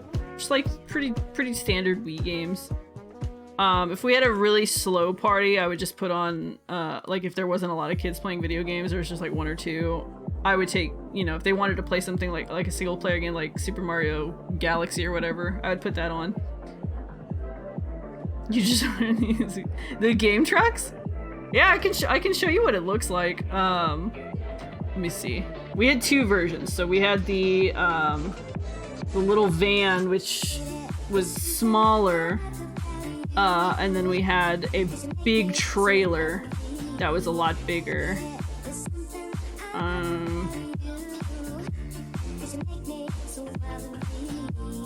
If I can find it. So like this was, oops, no! This was like the Sprinter van that I rode around in the most. Basically, you know, there's a driver's seat and a side seat, and then these panels flipped open for TVs, and then on the inside there were more TVs. This is what the inside would look like.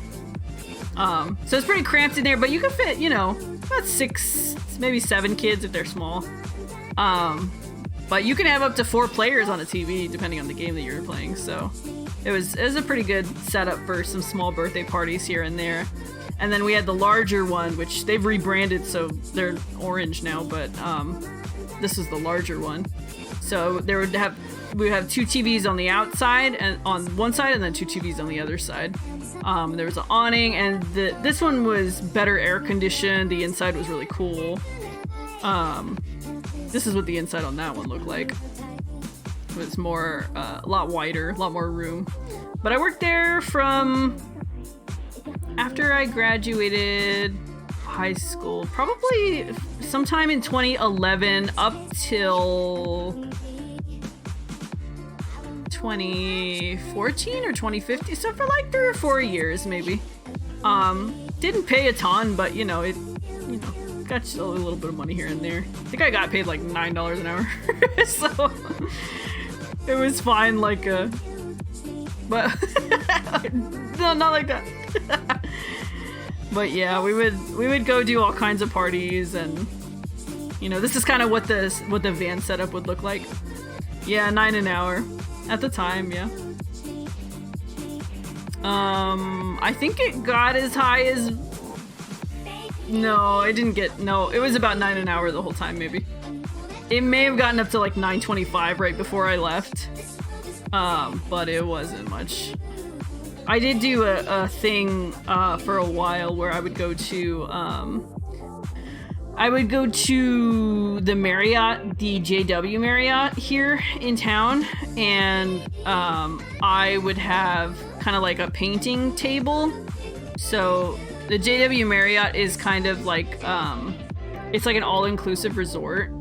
So, you know, there's things for people to do like just around the resort rather than it just being a hotel. So what I would do is I would show up to the resort, I would set up a table, I had a bunch of canvases, like little ones, and I would pre-sketch on them just to have like something for the kids to paint, and then the kids would pick whichever one they wanted, and I would do like characters like Pikachu or Minecraft Steve or a Creeper or whatever, just something that I thought the kids would like go nuts for. And so they would pick whichever one they wanted to paint, and then they just sit at the table and paint. And I would help them. I would kind of be like a paint table bartender.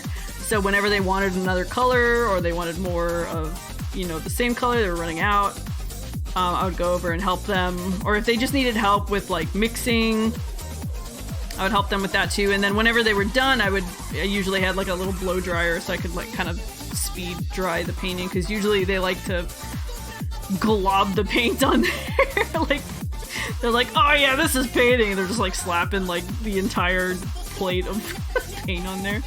So it took a little bit to dry. Sometimes they just have to leave it with me and come back for it later. But I did that for about a year, and I was able to accept tips from there because they didn't pay for it. The hotel was paying us to be there, so the people weren't paying, but they were allowed to tip. So I got a little bit of tips there. Of course they can. Right. HR makes a lot of sense there. Yes, I have done a lot of very people-oriented jobs, and that's kind of how I opened up to being able to do HR, because before I had the game truck job, I was very, very introverted. Like, I didn't like talking to people, I didn't like doing, you know, much of any kind of interaction or anything. So that job, I mean, I had to be loud to manage those parties, and then alongside that, I worked at the restaurant as a host. That kind of got me to open up there in terms of like customers, but I got booted off of doing painting after an incident where I was not feeling great that day. So my partner at the time, my boyfriend, he came with me just to kind of hang out while I was there, just to make sure I didn't need anything. And he was like, "Oh, it's fine, I can hang out while you're there." And at some point I told him, like, man, I'm getting really hungry. I'm like kind of dizzy. Can you go get me some like some food real quick, because there was like an In-N-Out not too far. I was like, can you just go grab me like a quick burger and some fries or whatever and bring it back? He's like, yeah, okay. So he went and he got me, you know, just a burger and fries, and I sat there and I just ate it, while, you know, we were really slow. There weren't really any guests coming in or out or anything, so I was like, that's fine, you know, whatever. But apparently the people at the hotel didn't like that I was sitting there eating for whatever reason, even though I had done it before in front of my boss, and they had even brought me food like from their kitchens, and so I had assumed it was fine. But apparently the lady, the manager of the little clubhouse that we were in, didn't like it, and she was like, that person's not allowed back anymore because they broke the rules or whatever. I was like, this is a rule I didn't know existed. So my boss wasn't happy, and he got mad at me, but I don't think he was really mad at me. I think he was just mad because I was the only artist on the team, because for the most part they hired like these guys who are good at like manual labor, because they have a lot of like inflatables that they set up and different games and stuff, and it requires a lot of heavy lifting. So I was only really the artistic one on the team, and at the time, truly, before I came out as trans, I was the only girl that they had employed. So the fact that I had gotten booted out of the Marriott, he was pissed, and he was like, oh, now I have to find somebody else to do this because we can't just stop doing it, right? So they had hired another girl kind of recently, and they brought her on to do it. She wasn't, you know, she knew a little bit of artistic stuff. She could at least use like stencils and stuff, but he was mad because it wasn't me. And so I was like, I'm sorry, I was just hungry. I know. But I like to tell people, like, yeah, I got banned from the Marriott. Because she straight up said that she didn't want me back there. I was like, well, fine. I am non-binary, so I'm in the middle. So I came out as non-binary socially in like 2020, maybe? And then I came out to my parents maybe a year and a half after that. And now, I think in 2021 I changed my name officially. So my name has been changed. My gender marker is the same. So my gender marker on my driver's license still says female because Texas doesn't have anything in between. And I just thought it was easier to keep it the same. But I'm more of a masculine person in general, so. But yeah, I'm non-binary. So I am neither man nor woman. I am a cat, in fact. But that's alright. I mean, I'm always happy to answer questions too about how I represent myself. As long as they're asked in good faith, you know? But yeah, it was kind of like a huge deal when I came out to my parents, because they're hyper religious conservatives. So it's kind of wacky, but they're alright. They were actually very supportive when I got top surgery. They actually came with me and were my what's the word I'm looking for? Chaperone. Friend of yours that trying to, and that's usually how you learn about it, right? You know somebody somewhere who ends up being trans. So, and that's a good way to learn about it, you know, and then you learn, like, yeah, I mean, it could really be anybody, and you never really know until you know, you know? But yeah, I use it a lot. I mean, my identity is super important in a lot of the work that I do. It's just being the nature of HR, trying to be inclusive and stuff. Who's what? It's alright. I mean, as long as you can remember, like, the important people in your life and that you're making like a good faith effort, you know, to me, that's what's most important. Like, sometimes I still get misgendered by people who see my face because I don't have a very masculine face. I will say that. But,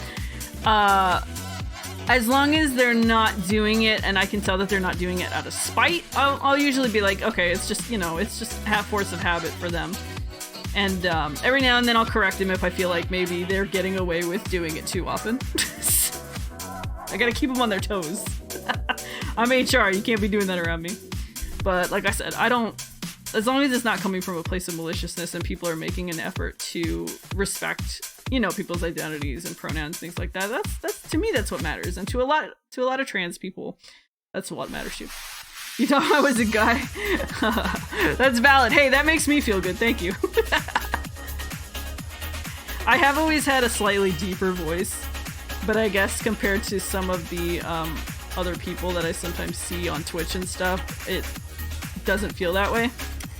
But good. I'm glad I present in a way that makes sense. But yeah, so I use they, them pronouns, but you can always just call me TJ or Pascal or hey, that cat over there. It's whatever. That's fine. Hey, are you that virtual cat on the internet who does a lot of cool drawings and plays games badly? Like, yeah. You know what? I am that guy.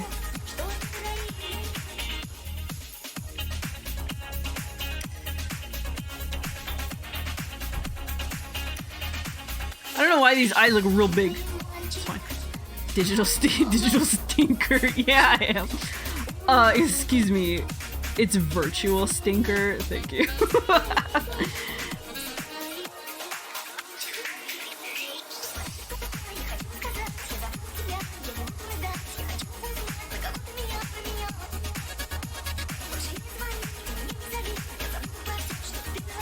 Yeah, I'm also like a raging furry, so you know, that's really what's most important. If you remember nothing else, remember that I'm a furry. A furry, what's that? Virtue, thank you! Put some respect on my title. I don't know if I'm gonna finish lining this today. Maybe I'll do, what time is it? Maybe I'll do one more, I'll finish up this character, and then I will hop over to the other commission that I was gonna work on. Just so I don't get distracted. What? A furry? What's that? I've never heard of that.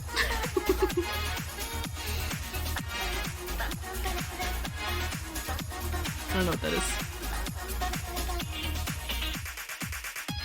If you're in my Discord, you'll see just how much of a furry I really am. It's terrible. I went on a rant about Lackadaisy the other day.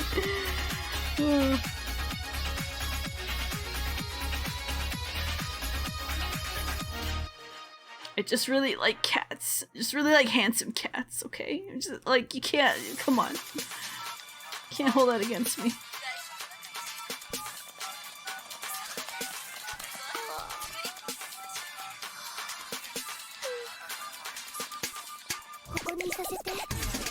The Discord do be random. It do be bumping sometimes. You get insight into all my sneaky little plans, and then you can see what my latest like hyperfixation is most of the time because I'll post about it. And if you're subscribed, you can redeem your subscriber reward. March is over, but the April one should be coming soon. Once I finish the March ones, because I have to finish those first. Which I'm hoping to do this weekend. I have to draw for, Daz and Pambo. Very important. Oh, and then Lasso's raffle prize I have to draw too.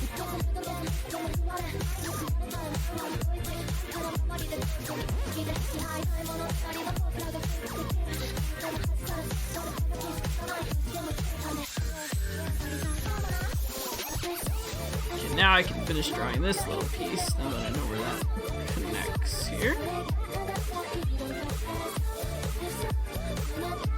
I'm hoping next week I'm thinking, I am going to keep on playing Half-Life, and then of course work on more commissions on Wednesday again, probably. And then Friday, I want to jump back into Elden Ring probably, because I haven't wanted to keep going with the boss rush challenge, because there's a lot of them in the mountaintops that I want to stream. So, I didn't want to get too far. So I've just been playing multiplayer, so now I'm like at level 130 something probably. Because I've been just co-oping and helping other people.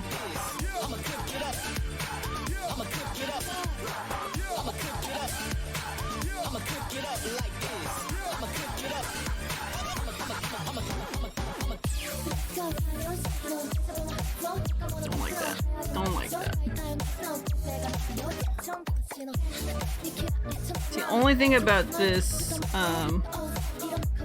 smoothing, it wants to make my points rounder. I don't like that with this character's hair. So I have to break the line and then continue it.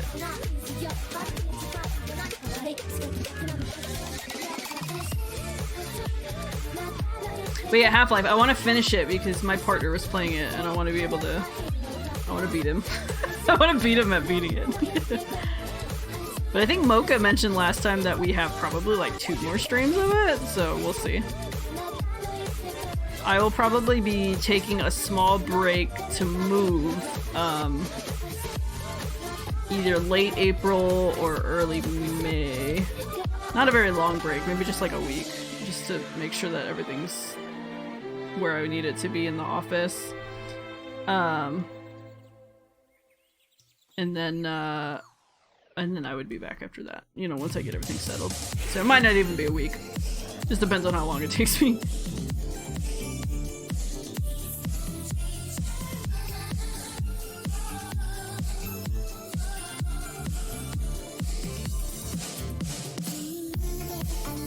I can't draw hands. Don't go out, go in.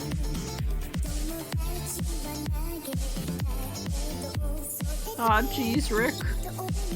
I never learned how to draw hands, Rick. It's easy, Morty.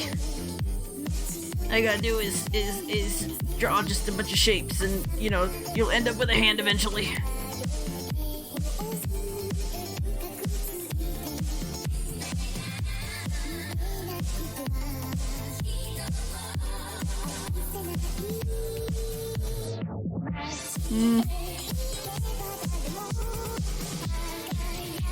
Be a little larger here. That's not what I want to do.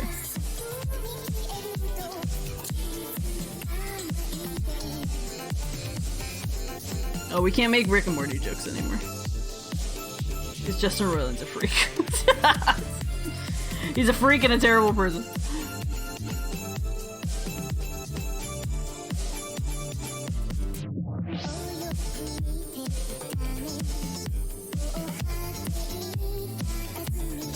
It's a Shiba! Oh my goodness. I wouldn't want to leave either. Did you know though that Shibas like to scream like impossibly loud? They're also notoriously like very difficult to train. Cause they're just like stubborn little like jerkwads.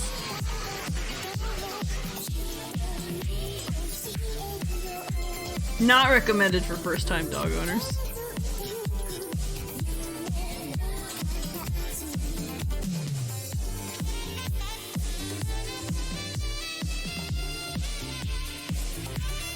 That's fair. Huskies are very similar. Huskies also be doing their screaming that they like to be doing.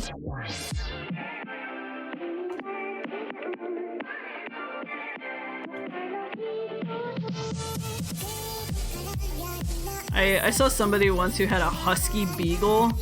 I was like, how do you ever hear anything other than the dog? You got the husky scream and the beagle roo roo roo.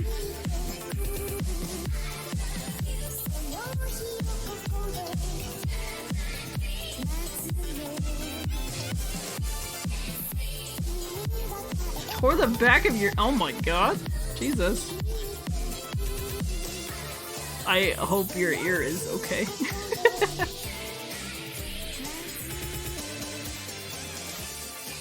Please take care of your ear. What is happening in this sketch? Boy, I sure don't know.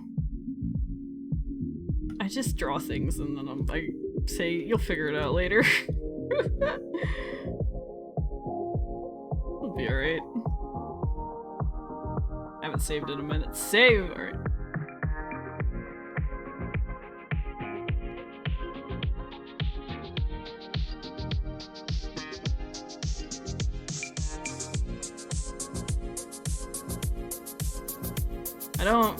I'm not afraid of big dogs, but I'm definitely like more cautious around big dogs.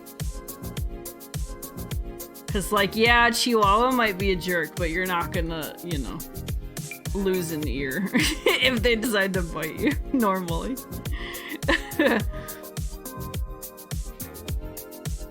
That's crazy though. I've only been bitten by a dog once, and it was the first time I volunteered at the rescue that I ended up working at. There was a dog that should have had a sign on its cage that was like only like staff only handle, but I guess it wasn't there, or I didn't see it, or whatever. And I took him out, and he was fine with me, but he was reactive as we were walking past the cages of the other dogs. And I guess something like set him off, and he was trying to fight with the one of the dogs in the cages as we passed.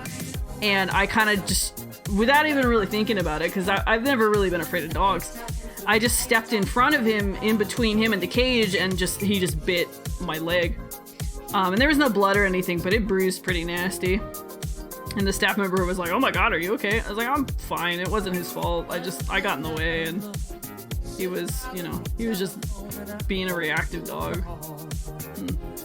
I thought I would be okay, and I wasn't, but it wasn't a big deal. He was going on a transport, and he was a good dog. He was just, it was the barrier reactivity, and you know, you get dogs in a shelter environment, and they really like to act out because they're just not used to the environment, and it's scary, and it's loud, and there's a lot happening. So I didn't blame him at all. I was like, that was just my mistake. Well, and a little bit of the rescues, because they didn't have the signage on there that should have been on there. I think I remember his name. I think his name was Chip, and he was a healer mix. So he was already kind of high-strung and hyperactive. I gotta pull up what Cyber sent me for this.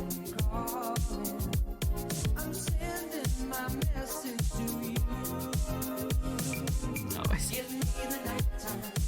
But I don't think I've ever had a dog bite other than that.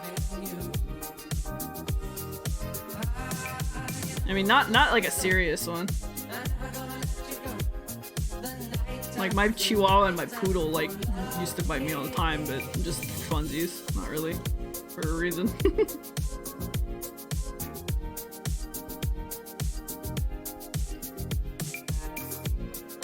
Problem cat.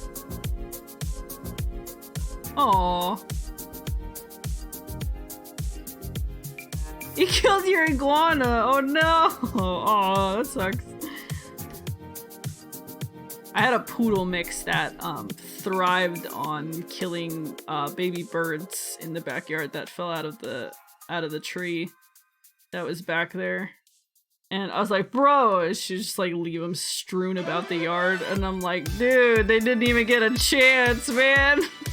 It's terrible.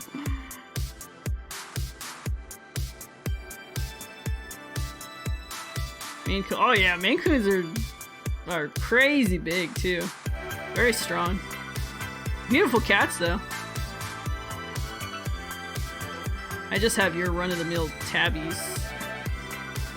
Although my female cat, Gwen, she is a dyed calico, and she's got really beautiful coloration, but she's still just a normal short-hair tabby.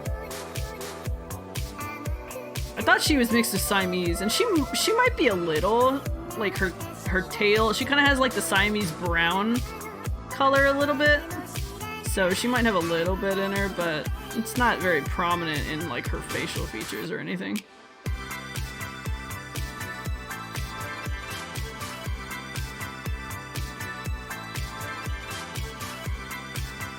Almost suffocate. That's how you know it's a good cat, when they lay right on you and cut off your airways. Aww. I'm glad you got to have them around for a little bit though. It's always about, you know, just the time that you get to spend with them, with pets. Because you know they're not going to be there forever. Unless you have like a turtle or like a parrot that they live like for a zillion years and you die before they do.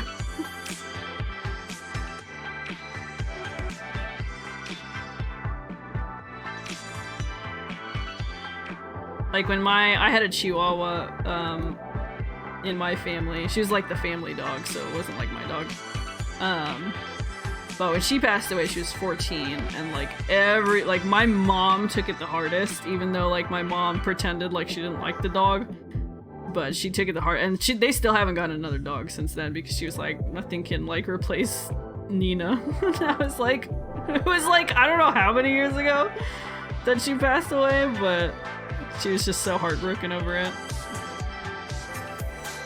But to me, I'm just like, hey, if I, like, yeah, I would be upset if any of my cats passed away, and I don't like to think about it, but I can, you know, really appreciate the time that they gave me while they were here. And then, you know, if it gives me the opportunity to open my house to another kitty who might be in need, then, yeah, this is an opportunity.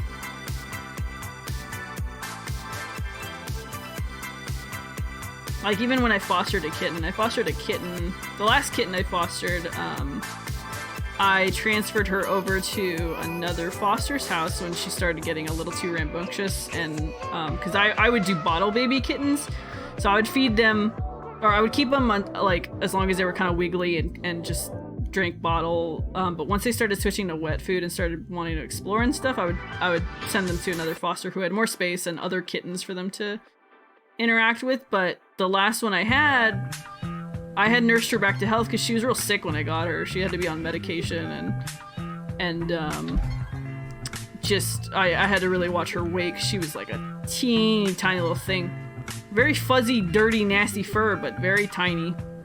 And I nursed her back to health, and she was doing great, and I was very excited. And then when I transferred her over to the other foster, their dog, I guess just in an effort to pick up the kitten and walk around with it, and just like it was their baby, I guess the jaw strength of the dog was a little too strong for her little kitten body, and just something got crushed, and she just didn't make it. It was really sad. I was really upset. I was like, that sucks hard, because she fought so hard, you know, she fought so hard to make it through the sickness and get her weight up, so...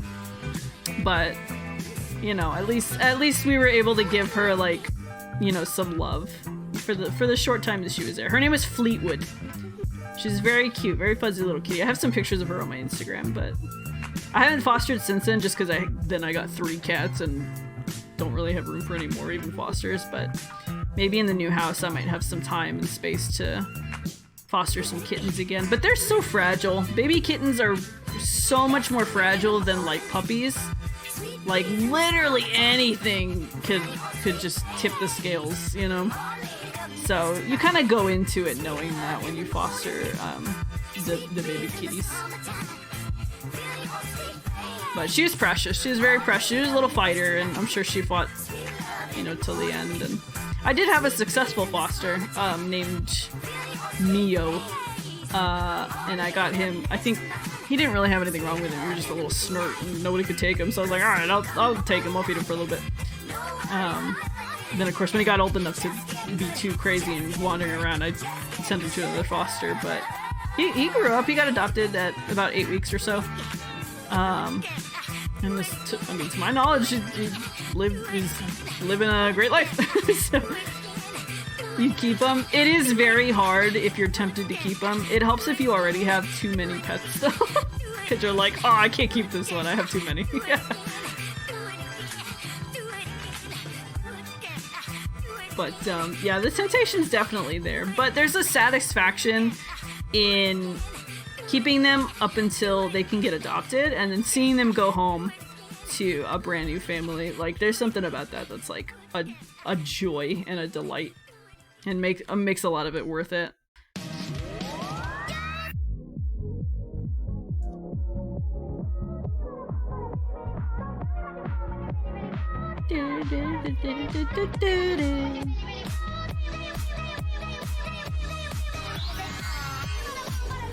Although, maybe, what? No, maybe. Oh, no, maybe. Yeah. It's definitely tempting, though. I totally understand.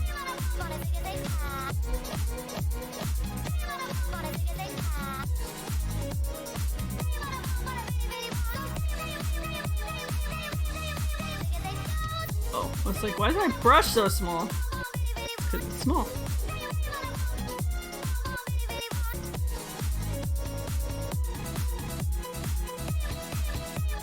I can't do puppies though. Puppies, cute as they are, bless the little darlings, they are terrible. They're disgusting. They're messy, they poop all over the place, and then they eat it, and it's like, oh, stop! I can't. I cannot with puppies. They drive me bananas.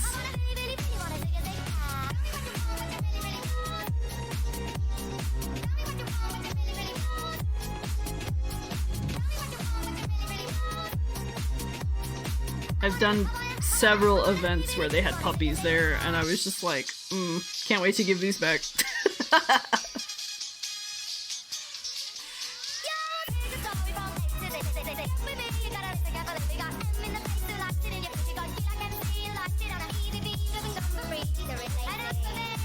Garfield? Aw, Garfield. Garfield's such a good name for a cat, too.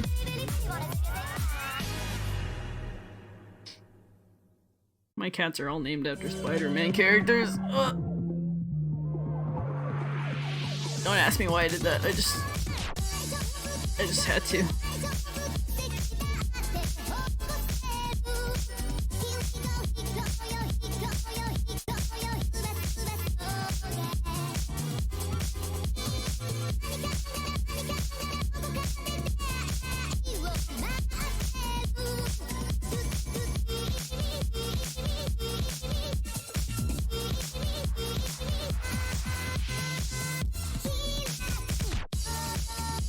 My third cat was originally my niece's cat though, and she named her Snowflake. And so when I took her, I was like, nah, her name sucks. Just like shit all over it. Name sucks, kid. So I had to have her fit the theme, so she is now Gwen Stacy.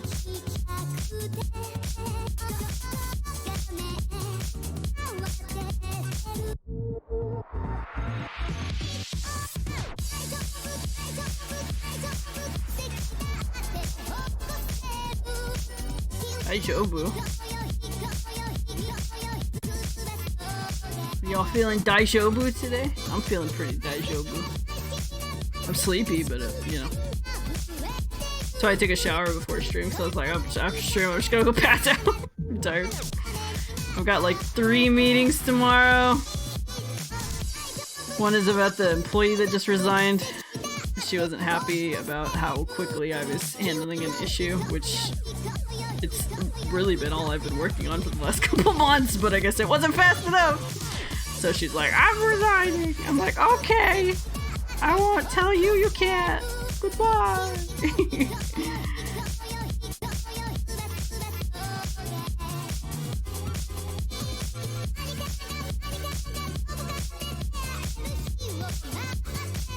Oh my god, he ate all your mini glazed donuts? Oh no. Did he like poop like crazy after that? I feel like he would. My cats eat like one weird thing and they're like pooping up a storm. Like crazy.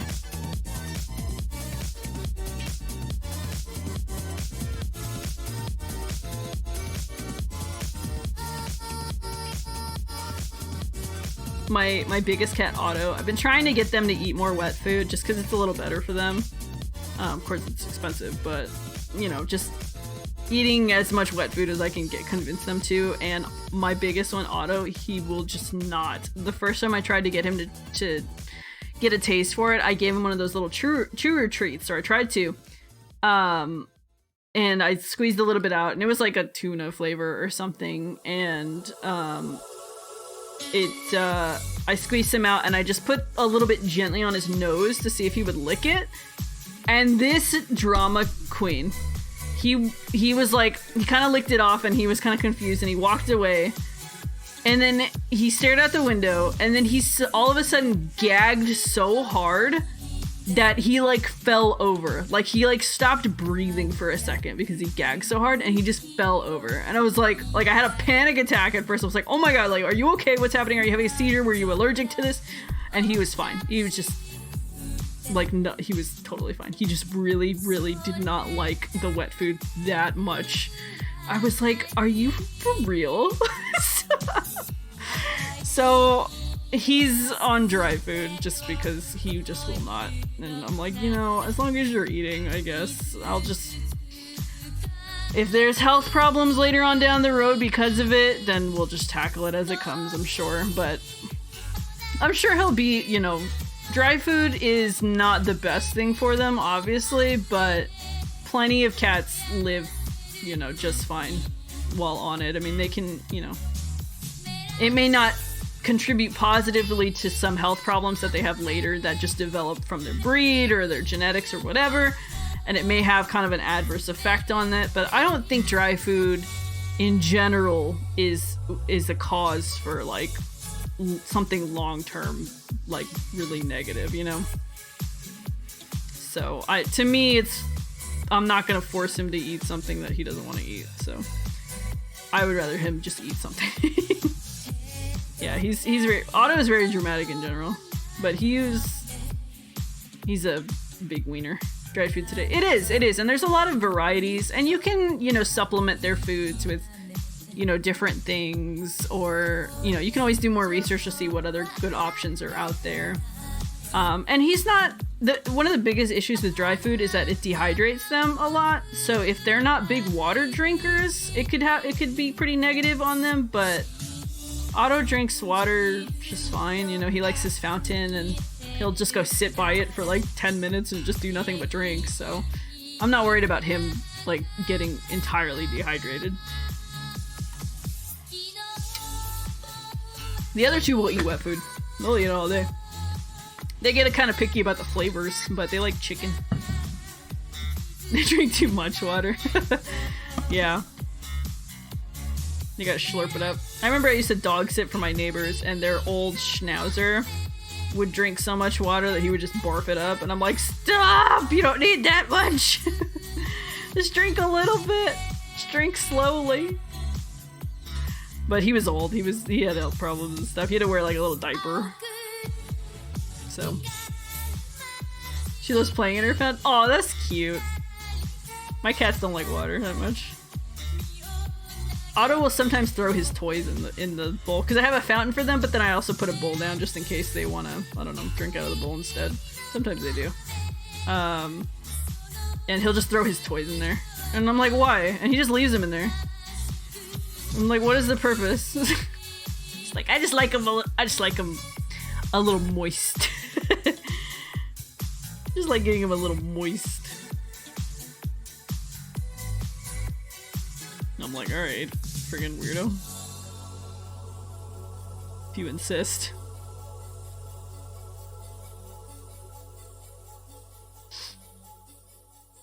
But yeah, if you don't know my cats are, my biggest one is Dr. Otto Octavius. And he's a big orange and white marble pattern tabby. Yeah. The one picture I have of him that's really funny. There he is. He likes to get in my way when I'm working because, especially when he's hungry and I'm busy and I don't want to feed him just yet, like he has to wait, he'll come and just like sit on my desk, and I'll try to like pick him up and move him, and he just slides down until he's laying down, and he's like, if you want to move me, you will have to touch my tummy. It's like a threat. But yeah, he's kind of an idiot, and I love him. But he's a big boy. He's about 15 pounds, so he's a very large cat. My smallest is Ocho. He's a little standard tabby, but his name is Peter Ocho Parker. Originally his name is Ocho, but I was like, Ocho 8 Spider Peter Ocho Parker, that works. So that's on his little name tag. Otto is Dr. Otto Octavius, of course. He's got his PhD. And then my third one, I don't know if I have a picture of her on here though. My third one is Gwen Stacy, and she's a dilute calico. I don't think I have a picture of her immediately. Here's a good picture of Otto, though. And how big he is. He's a big puddle of gelatinous goo. So every now and then I can get him to sit like that, and it's pretty funny. But yeah, he just kind of likes to hang. I've had him since he was a wee lad. Had him since, well, I picked him up from the shelter when he was about 3 days old, so I could take him to his foster. And bless him, he was so small, so tiny, such a tiny little bean at the time. Need to find. I wanna show you little Beeb Otto, because he was just a teeny little squirt. He's on my Instagram, but my Instagram's full of like pictures from literally every Disney trip that I've taken in the last like 5 years. I like taking pictures at Disney World, I'm sorry.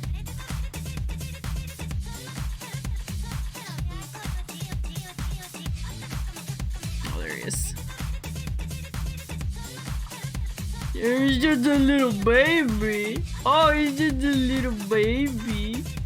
Oh, he was so cute. He still had his little eyeballs closed. And he was. This is the day I picked him up. And he was just a little squirt. And he was like, meh! Meh! He's really mad.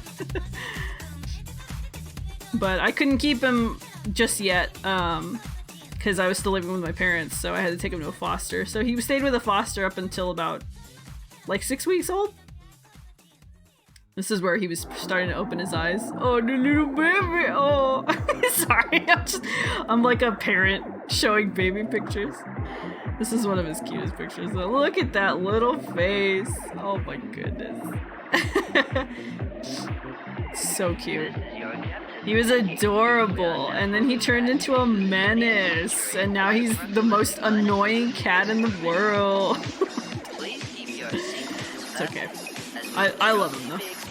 That's my son. That's my Sunyan. I'm not supposed to play favorites, but he's my favorite. It's okay, cats can't tell.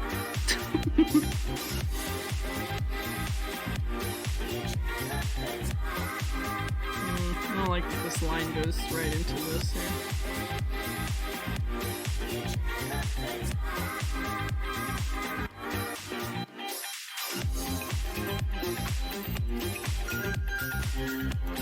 Okay, I think I'm gonna stop with this one here.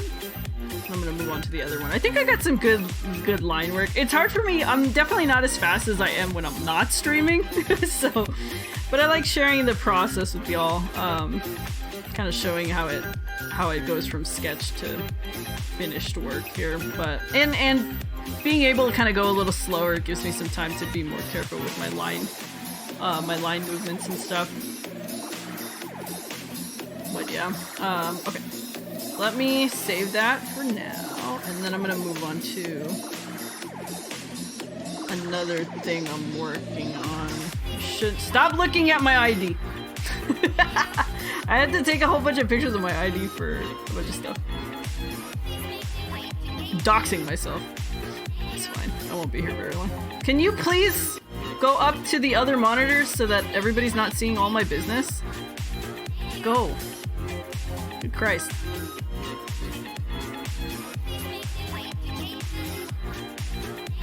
Where is it? Where is it? Where is it? Oh, there it is. You've seen someone. Don't look at my business! It's very private. Anyway, I'm making a lasso popcat. Blah, blah, blah. We are now moving back into the 20th century at approximately approximately -2 Learning years. group my layers here. Please keep your seatbelts fastened, as we will shortly be... I just gotta line this one really. What's in group 1? Is that my... Oh, that's my base. I can keep that off.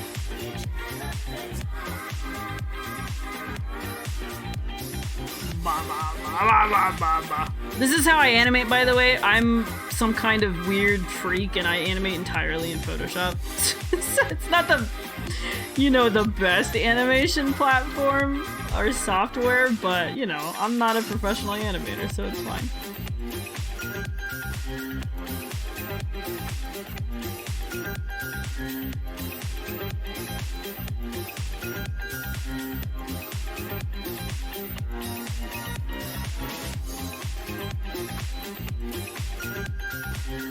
But I have done Warrior Cats animations in the past, for some different, multi-animator projects.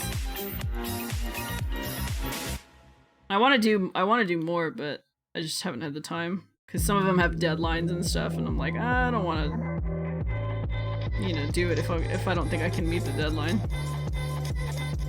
So one thing, like, some of those multi-animator projects are ran by, like, people who are in, like, college or still in school or whatever, and I'm like, man, I got a full-time job. Like, you gotta give me some time. I got, like, bills and stuff.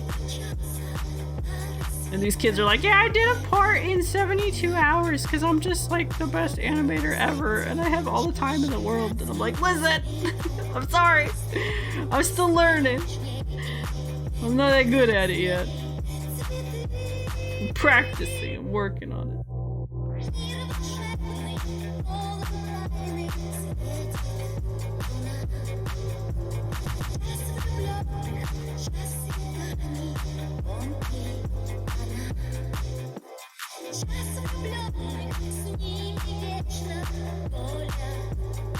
Oh yeah, this is the future funk that's in Russian.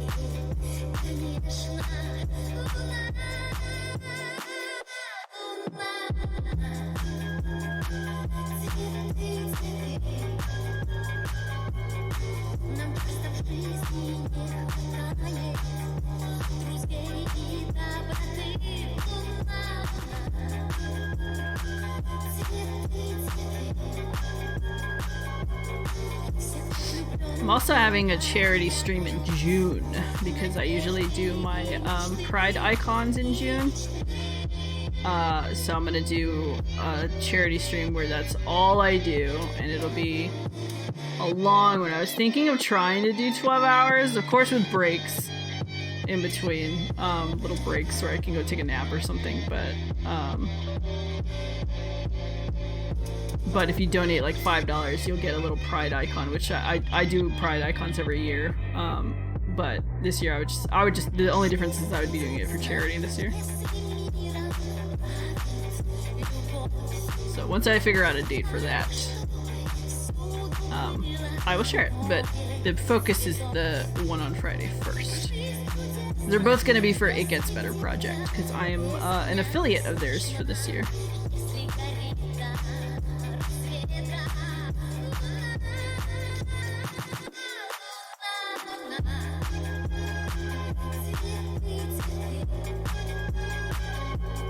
Ooh. How thinner this. Stop.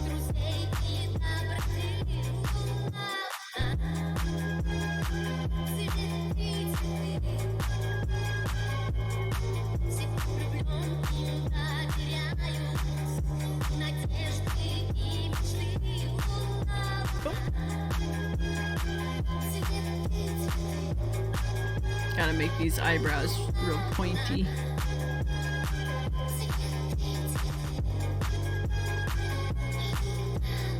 I like that face. I laugh at my drawings sometimes. They're silly.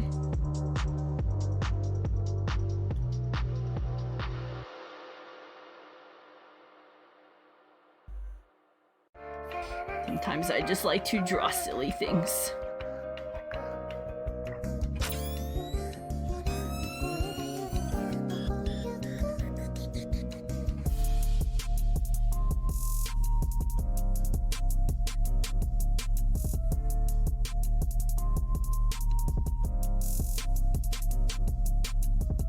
They really need to put more future funk mixes on YouTube that are copyright free. Feel like, I mean, I like these, but I feel like I play the same one all the time. Not that I think anybody but me probably notices, but I notice. Believe me, women notice.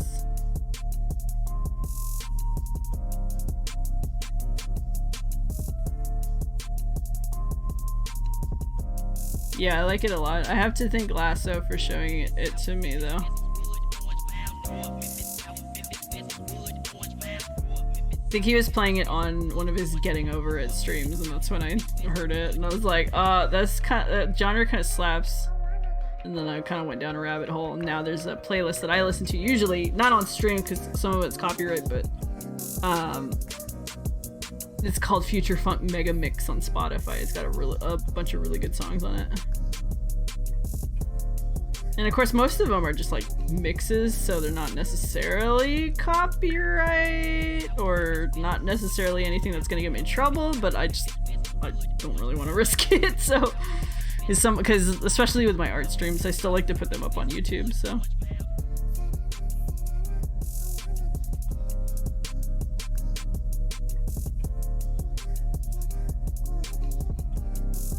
What else do I have planned?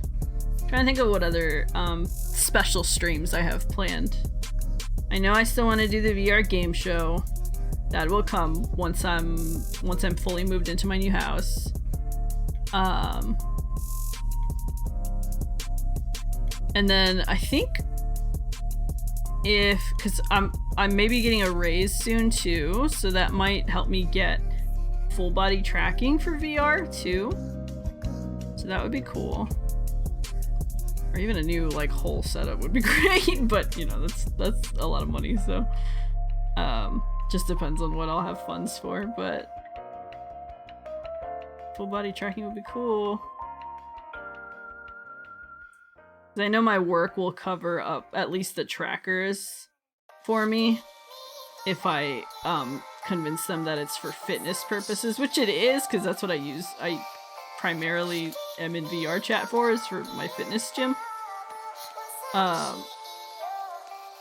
So I just have to put that, but then I have to pay for the base stations myself is the only thing, so.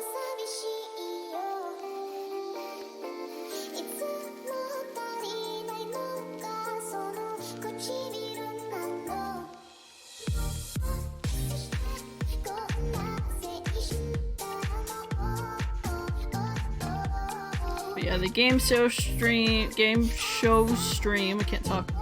That's one that will be coming. I'm trying to think what else. I have a whole bunch of other ideas that I want to do. I mean, I definitely want to do more like streams where I'm coming live from places, but I wish that there was a better app than Streamlabs, because Streamlabs keeps putting like that weird like static line. Like you could see it in my Disney stream, which is, you know, lost to the annals of time. Well, not really, I have it saved, but I didn't post it on YouTube. You can see it a lot there, and I just don't know what it is, which is weird. But Streamlabs is like the only mobile streaming app that lets you have an overlay and using overlay elements and stuff, which I liked. So that's really the only reason I used it. But if there's like an alternative, I'm happy to. Yeah, and that's like the one thing. And I wish too I had known how the AirPods sounded, because me just doing from the phone speaker or the phone microphone sounded a lot better after my AirPods died. So, you know, you live and learn, but doing more stuff from like locations like that would be a lot of fun. Even just like local places around here. Would love to do that. There's a lot of fun places in Texas to go.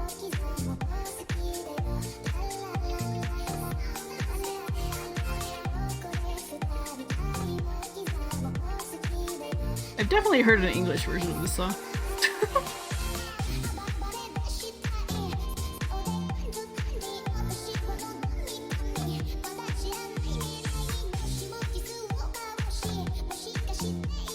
Unless the English is a play on this one. I don't know which one came first.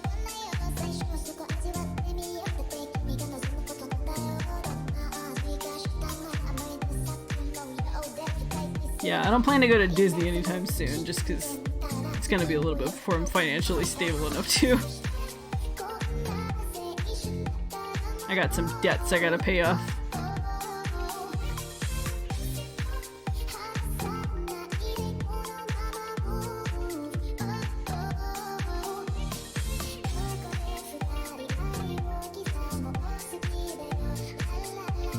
If you guys can ever help it, don't open a credit card. Don't do it. I know it's hard. I know it's tempting. If you have to open a credit card, pay off that balance every month. Because it's the interest that'll get you. I didn't realize I was being charged like extra interest until I remembered that I had gotten my credit card when I was 18, and for the record, I'm 31 now. So I had the same interest rate that I had originally got at 18, and it was absurd. And so I was like, can I refinance this? Because I've had it at the same interest rate forever. And they were like, oh yeah, it's fine. So now I have a much better interest rate that's not killing me. I mean, it's still not great. There's still interest, but it's paid off every, yeah, there you go. Yeah, right now I have a balance on it, but just because I was saving up for the house, but as soon as I have enough to pay it off, it's getting paid off. That's the first thing that's getting paid off, just so I can get rid of that interest. So I have the credit card. So I'll be honest about my finances, I don't care. So I have $1,000 on the credit card right now, so that's what I want to get paid off. I had $1,500, but I dropped $500 on it a little while ago. I owe the IRS $883 for my self-employment taxes from last year because I was not putting it aside. Silly, goofy baby me. And I knew I should have been, and I just didn't because it was a rough year. Just with the changing of jobs and everything and me getting COVID and everything, I was desperate, so I just didn't save the money. So from there, 883, that's gonna be what I pay off after I pay off the credit card. And then what else? And then I'm gonna focus on the car, which is again another $8,500, and I would like to get that paid off. And that's really all the debt I have, I think.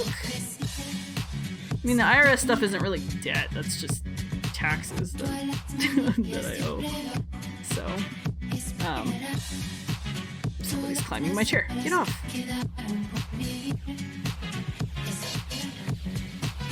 But yeah, the longer you can avoid debt as an adult, the better. Oh, that's right. I do have student.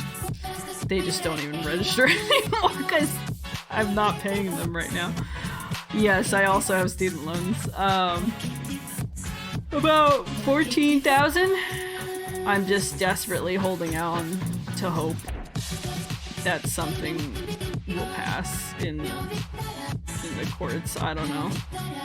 I really don't know. That's probably just me being really optimistic, but I'm not paying that ish until they tell me I have to. So, the annoying thing though is that they factor it in when you buy the house. Is that they're like, oh, your debt to income ratio is like messed up, and it's like, well, why? It's like, oh, you got student loans. I was like, yeah, but they don't count right now. Like, nobody's paying that stuff, you know? But they're like, no, it counts. And I'm like, what the hell? Only half of yours? Ooh, I mean, it's still better than nothing though, you know? I work for a nonprofit, and I think I've been working for nonprofits for, I worked for 2 at SAPA and then 2 at the district for, so this is my 5th year in nonprofits. So ideally, if I stay in nonprofit for the next 5 years and the federal forgiveness doesn't happen, then I can at least get forgiveness from working in nonprofits. So that's at least kind of my backup plan. So maybe I'll only have to pay the loans for a couple of years, but, you know, I'd pay the absolute minimum so that once I hit my 10-year mark, with the nonprofit, I could just poof them away.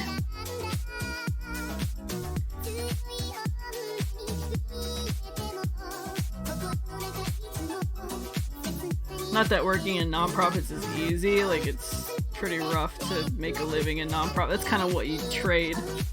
You trade like stable work for something like a little not so stable. But there's potential reward at the end. And working in nonprofit it's not bad if you know, have a good belief in kind of the work that your organization is doing. Like mine isn't really anything altruistic or anything right now. It's just education and providing quality assurance for online courses and stuff like that. So it's not like, you know, we're not saving puppies or anything. But, you know, it's still a nonprofit, so it's doing work.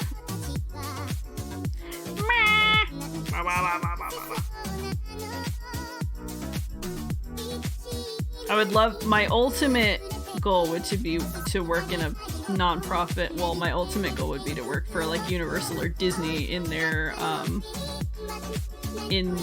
social responsibility like departments or whatever, but as like HR. But ultimate goal aside from that would be to work in a nonprofit that focuses on wildlife and conservation, just as an HR business partner or something like that. That would be the dream.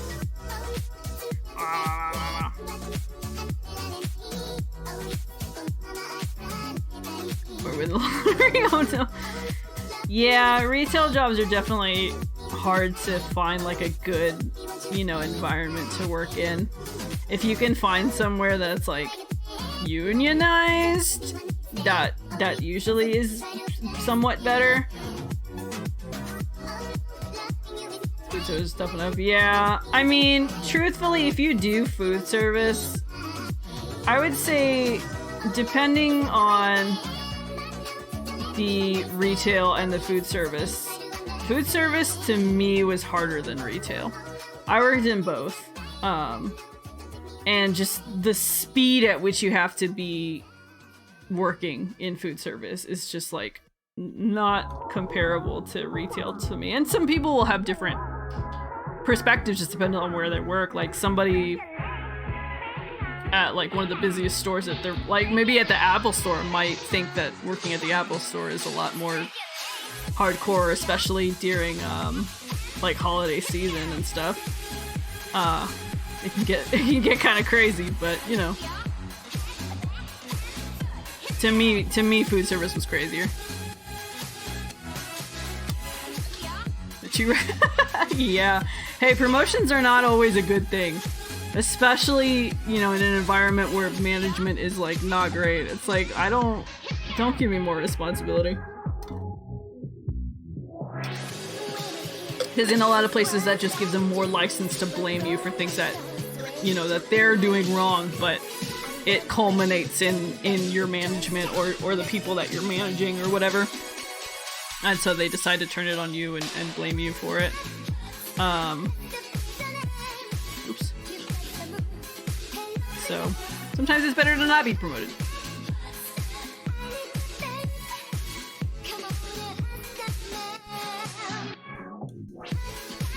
Like, I know when I was working the game truck job, they were like, do you want to learn how to drive and you can be promoted to a driver? And I was like, you really don't want me driving a whole Mercedes-Benz Sprinter van down the highway. I will kill people.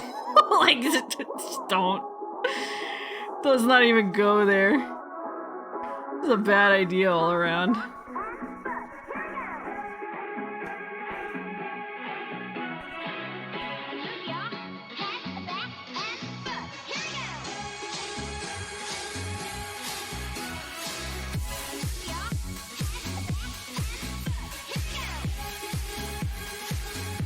He was a creep. Ugh. I can't stand creeps at jobs. We did have a creep at the game truck job.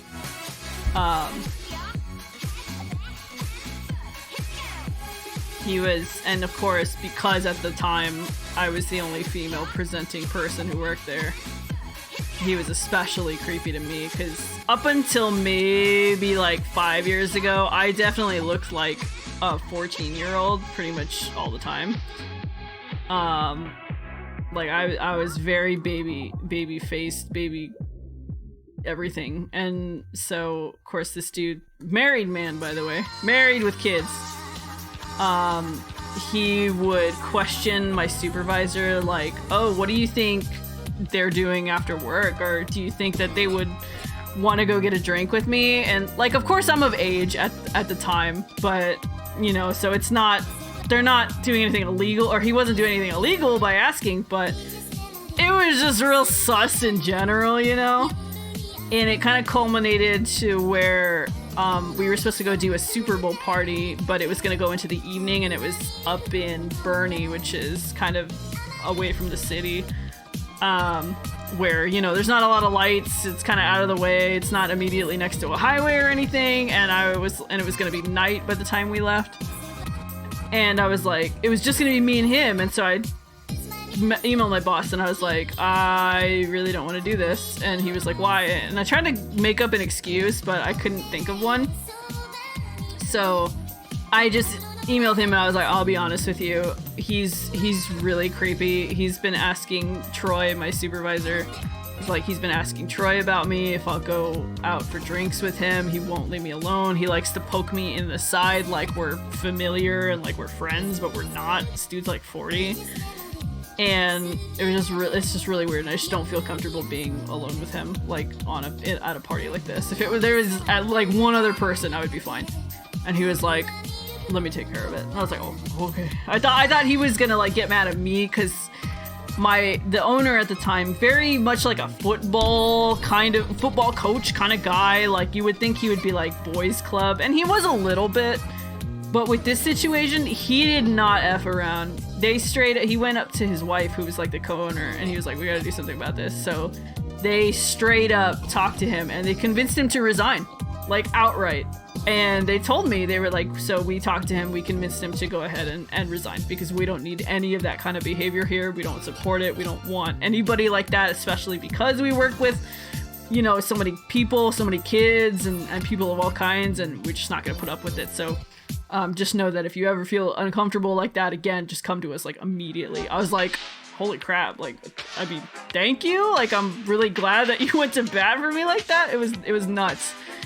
But that was good. They were good people. They just, you know, the owner was very hot-tempered, and he would yell at a lot of the guys a lot of the time whenever they were being idiots. But they normally had my back, and, you know, they were not bad to work for. So then that's just one occasion that really sticks out in my mind. And that's really how it should be handled, like in like most places, you know? Well, in all places, really. You don't want to put up with that kind of stuff. You never had a job to, aw, I'll stick up for you like that, Cactus. Just call me in. Just if you ever have an issue, be like, I got my own personal HR rep on the phone right now. I'm calling them as we speak. So get your shit together. Just threaten them.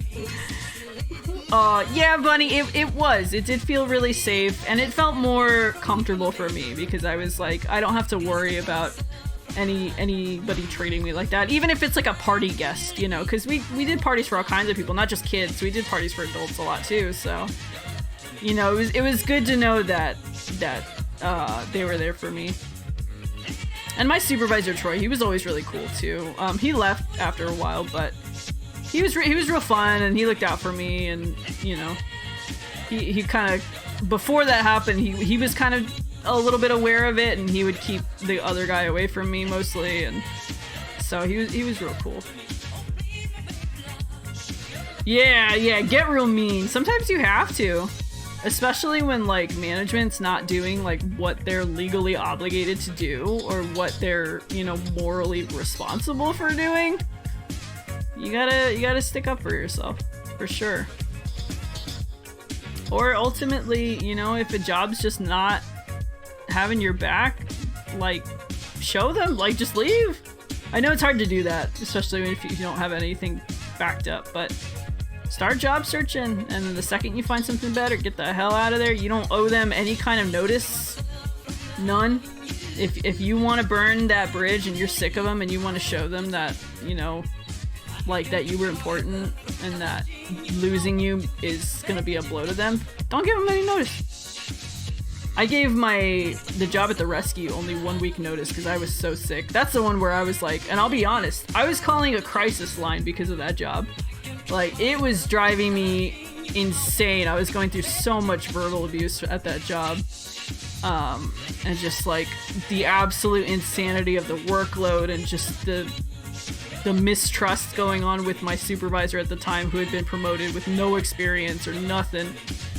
And it was just like, I was at the edge of my rope, you know? So I was like, I'm giving you a week notice. And then my supervisor at the time tried to throw me under the bus when I turned in my laptop a little bit early. I was like, I have my PC at home.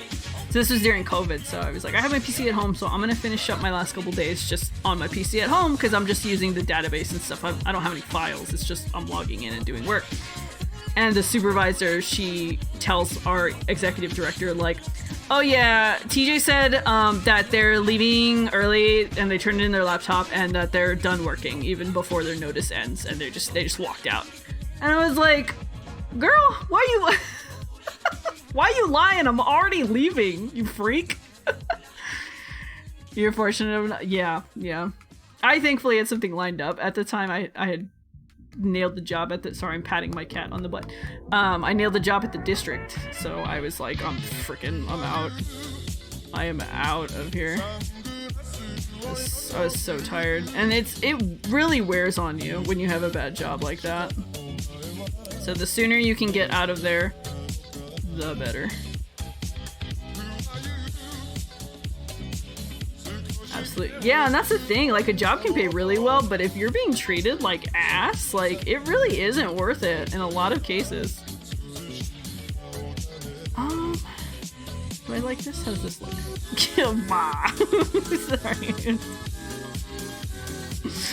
Easily amused at my own.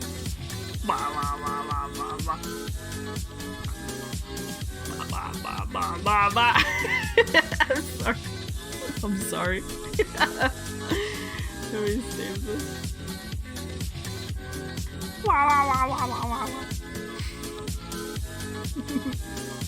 I need to make one of these emotes for me too, because they're funny.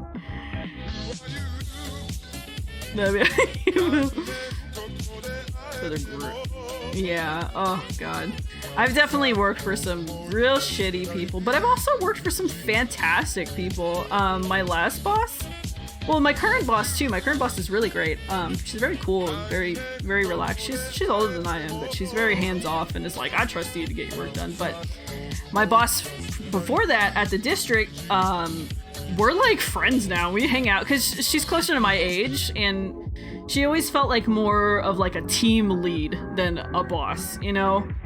She was the senior HRIS analyst. I used to work in HRIS specifically, which is like the information systems tied to HR databases.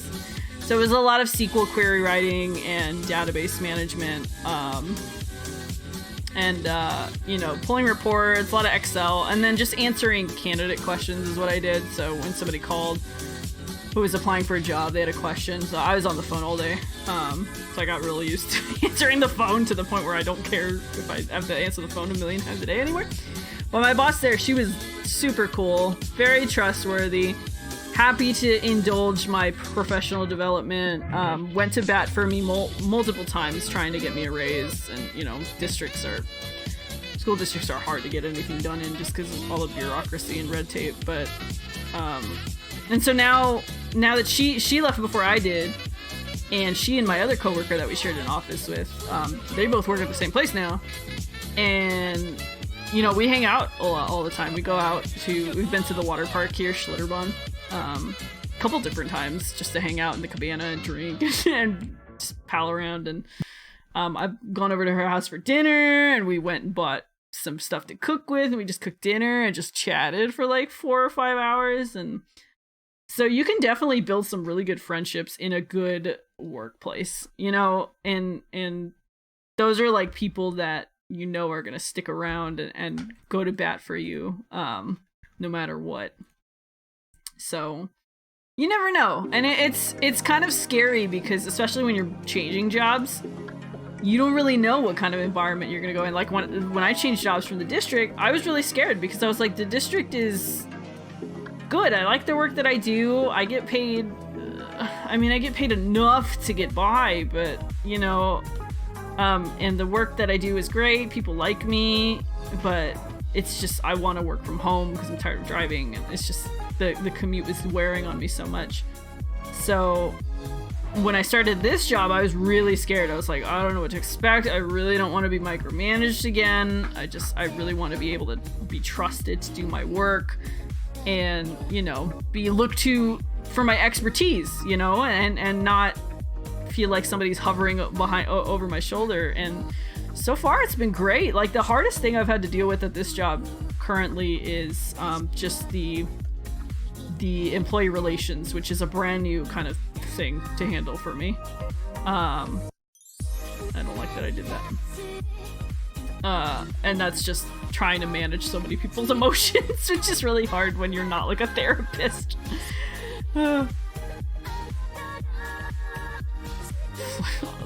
Oh no. Oh god, yeah, when you're in a workplace, when you're in a workplace where something illegal is going on, definitely blow the whistle on them bad boys. Legally, most if not all workplaces have to have some kind of whistleblower protection. So if they decide to then like fire you over it or whatever, you're protected. Your both your job and your income is usually protected. I need to go look up exactly the details of it, but never let them get away with illegal crimes. Oh my god. What the hell? My cat jumped up on the desk, knocked a whole bunch of shit over, and then scared himself trying to get down. Oh my god. I know! Oh Jesus.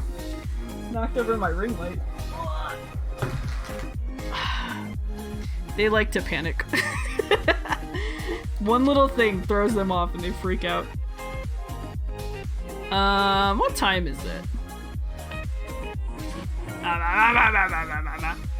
Let me just lay down the base color before we end stream. Let me pull it up here. Where is it? Where is it?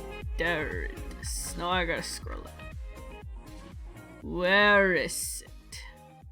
I got to open this and I got to copy this. But yeah, but that's the joy of owning skittish cats. Is that they just be doing things. They like to freak out and have a panic attack for no reason. At least they didn't claw me to death. That's the important thing.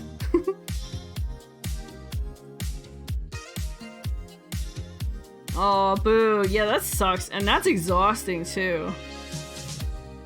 Like, I think there are definitely, in some states, there are definitely rules about, you know, how many hours you can work within a 24-hour period, I think. But that's like a state level thing, I'm pretty sure. I'd have to look it up again. I put a hold on studying for my certification while I figured out all the house stuff. So my brain's like like I can't. All I know right now is I couldn't even tell you. Couldn't even tell you right now. I'd have to be asked something like specific before I could pull like my studying knowledge out of my brain.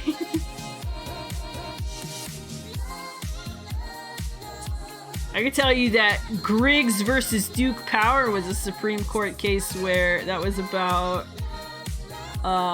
the validity of employment tests, I'm pretty sure, and racial discrimination. It was about there's a term for it. disparate impact. Or like certain hiring practices have a different impact on different minority populations. So they're not, like, you can't use it for employment tests because they'll purposefully impact minorities in a negative way. Anyway, that's that's what I can pull out of my brain right now. Minimum in between shifts. Yeah. Ugh. That's the worst. I'm always an advocate for, you know, if you can find at least one person that can be on your side that can help you be an advocate for yourself, do it, man. Like, don't let them get away with abusing you. And I hear a lot, I've said it before on stream, I don't like the saying, and I'm not going to call anybody out for saying it ever, because I know it's a popular saying, where everybody's like, HR is not your friend. It's like, well, no, they're not your friend. They're not there to be like your therapist and, you know, help you get your way no matter what. But if you have a good HR person who knows that the human resources, the employees, are the pretty much what makes a good company a company and gives them a strategic advantage, they're going to treat those people right because you want to keep them. You want them to be happy and you want them to be productive. So a good HR person is going to be able to tell that and figure out the best solutions for issues with things like wages or, you know, poor treatment or mismanagement of time and resources. So that's what I say. It really just depends on your HR person. If you have a good one, they can go to bat for you in a way that makes sense for both you and the company, you know? If you have a bad HR person, they're gonna be weird and sleazy and stupid, and it's always possible. Human resources is very much like nursing in that it can attract people who have absolute zero emotional intelligence, despite it being a job where you need tons of it. But people just are like, oh, I like to talk. I think I can help people with their problems. And it's like, can you? Like, why you don't take certain stuff from people? Yeah. Yep. And again, hey, if you're in retail or food service and you have the opportunity to unionize, freaking do it, bro. Like, those are good jobs where a union is beneficial, you know, because you're usually kind of at the whim of a really giant corporate entity or, you know, or even a smaller company that just doesn't have a freaking clue what they're doing. A union can help them figure that ish out under duress, but they can help them figure it out. I'd say everybody needs a union except cops. They don't need that anymore. That's a hot take. But if you're familiar with me and my streams, you know, I'm very to the left. So. But yeah, unions for everybody else, yeah.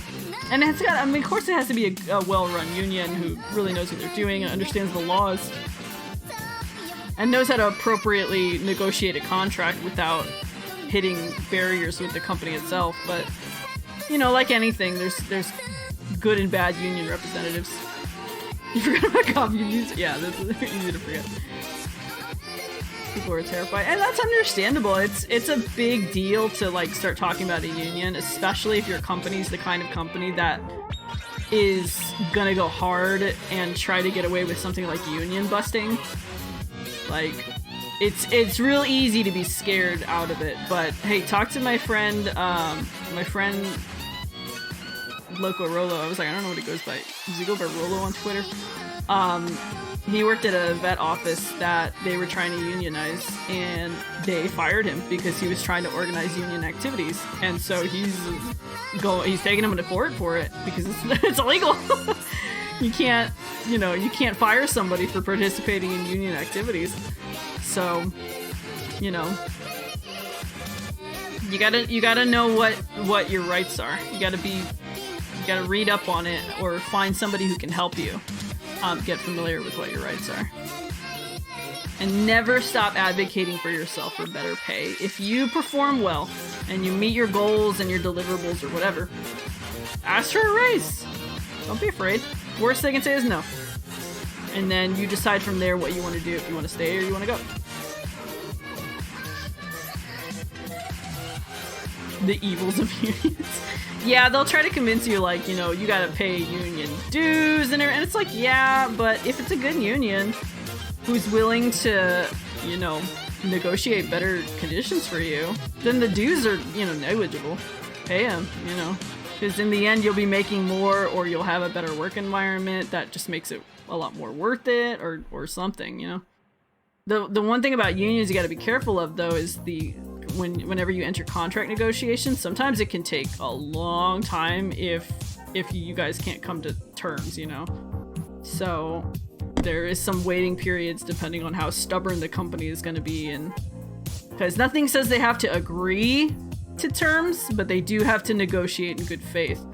So as long as there's actual negotiations going on, sometimes they drag it out for a long time. So you kind of have to just weigh your options when it gets to that point where it's starting to take, you know, months or years to get actual better working conditions.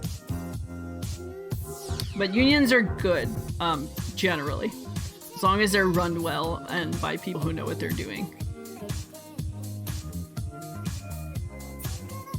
But even without a union, don't be afraid to advocate for yourself. Sorry, I'm a child. I think I'm gonna be done with this for now. I got the line art down. Lasso needs to use this as like a little PNG tuber at some point. So whenever he talks, he's like, ah. It's very good. Just whenever he's playing something that's like intensive or his yeah, a new Discord icon, yeah. Something like that would be funny. But okay, that's where I'm gonna stop for today. That's some good progress. At least I got some color down. I got some line work done. I'm gonna keep working on these tomorrow. Not on stream, just off stream. But hopefully I can finish them up. I really want to get to a point where I can open commissions again, so I can save up some stuff for some new furniture and some stuff that I'm going to need for the house. But I'm also going to put some things on my throne. Obviously, nobody's obligated to gift anything, but if you so desire, I will put some things on there for the new house that would very much be appreciated and come in handy. And you are welcome to either purchase or contribute to them. And that, of course, that would be appreciated 100%. I'll also draw you something in return if that's something you're interested in, and you get me something for the house. I'm happy to draw something. But let's go back to the office real quick and let's finish up, because I'm sleepy. I'm a sleepy cat and I'm ready to go to bed and go sleepies. But hey guys, thank you so much for hanging out with me tonight. It was good, it was fun, it was productive. We got to talk about some really cool stuff. Like I said on Twitter, if anybody ever has any questions or wants to have a conversation about work or like management or, you know, promotions, raises, anything that has to do with work, stop by and just ask. You really don't have to use the channel point redeem. You can, you don't have to. So, I'm happy to talk with you all about that kind of stuff anytime. It's really interesting to me, and it's, you know, it's something I'm passionate about. And that sounds kind of nerdy. I'm passionate about HR, but you know, I am. I help people. So, but anyway, thanks for hanging out. We're gonna raid somebody, but first, if you're not in the Discord, feel free to join the Discord. It's a small place, but a lot of really cool people in there. A lot of really cool art that we like to share. We like to talk about movies, TV, whatever happens to be on your mind. Feel free to join and hang out with us. Otherwise, you can follow me on Twitter. I post every time I go live, so you can keep up with the stream that way as well. I also post my VODs on YouTube. All of my VODs except for any where we're watching something together. Those are the only ones that don't usually get posted on there, just because of copyright and stuff. So, but you can find all my playthroughs of different games on there. I've got Faith on there. I've got my Half-Life series so far. Security Breach is on there. I played Wobble Dogs. So there's a bunch of fun little VODs you can go watch. All of my Elden Ring boss rushes on there. So you can go check those out if you're really bored, because those are long ones. so those are really cool. And then don't forget, if you subscribe, you get a free little chibi like this down here for every month that you're subscribed. And April ones will be open very soon, but you have to be in the Discord. You gotta be in the Discord. And then don't forget, Friday, I'm doing the charity stream Friday, 4 o'clock Central Time, Central Daylight Time, whatever, Standard Data, I don't know. I will be baking live from my kitchen. You get to see my beautiful human face. And then we got a lot of rewards. We got a lot of milestone goals to do.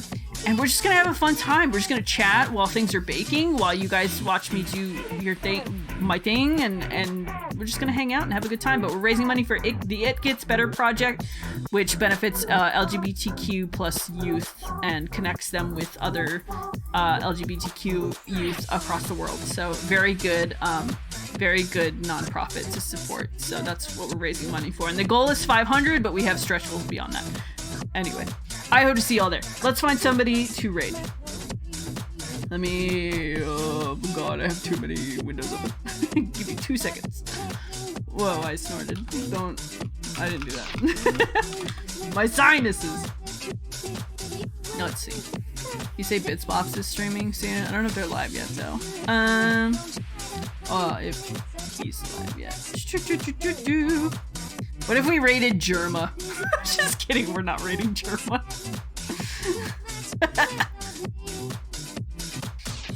We can go raid my friend.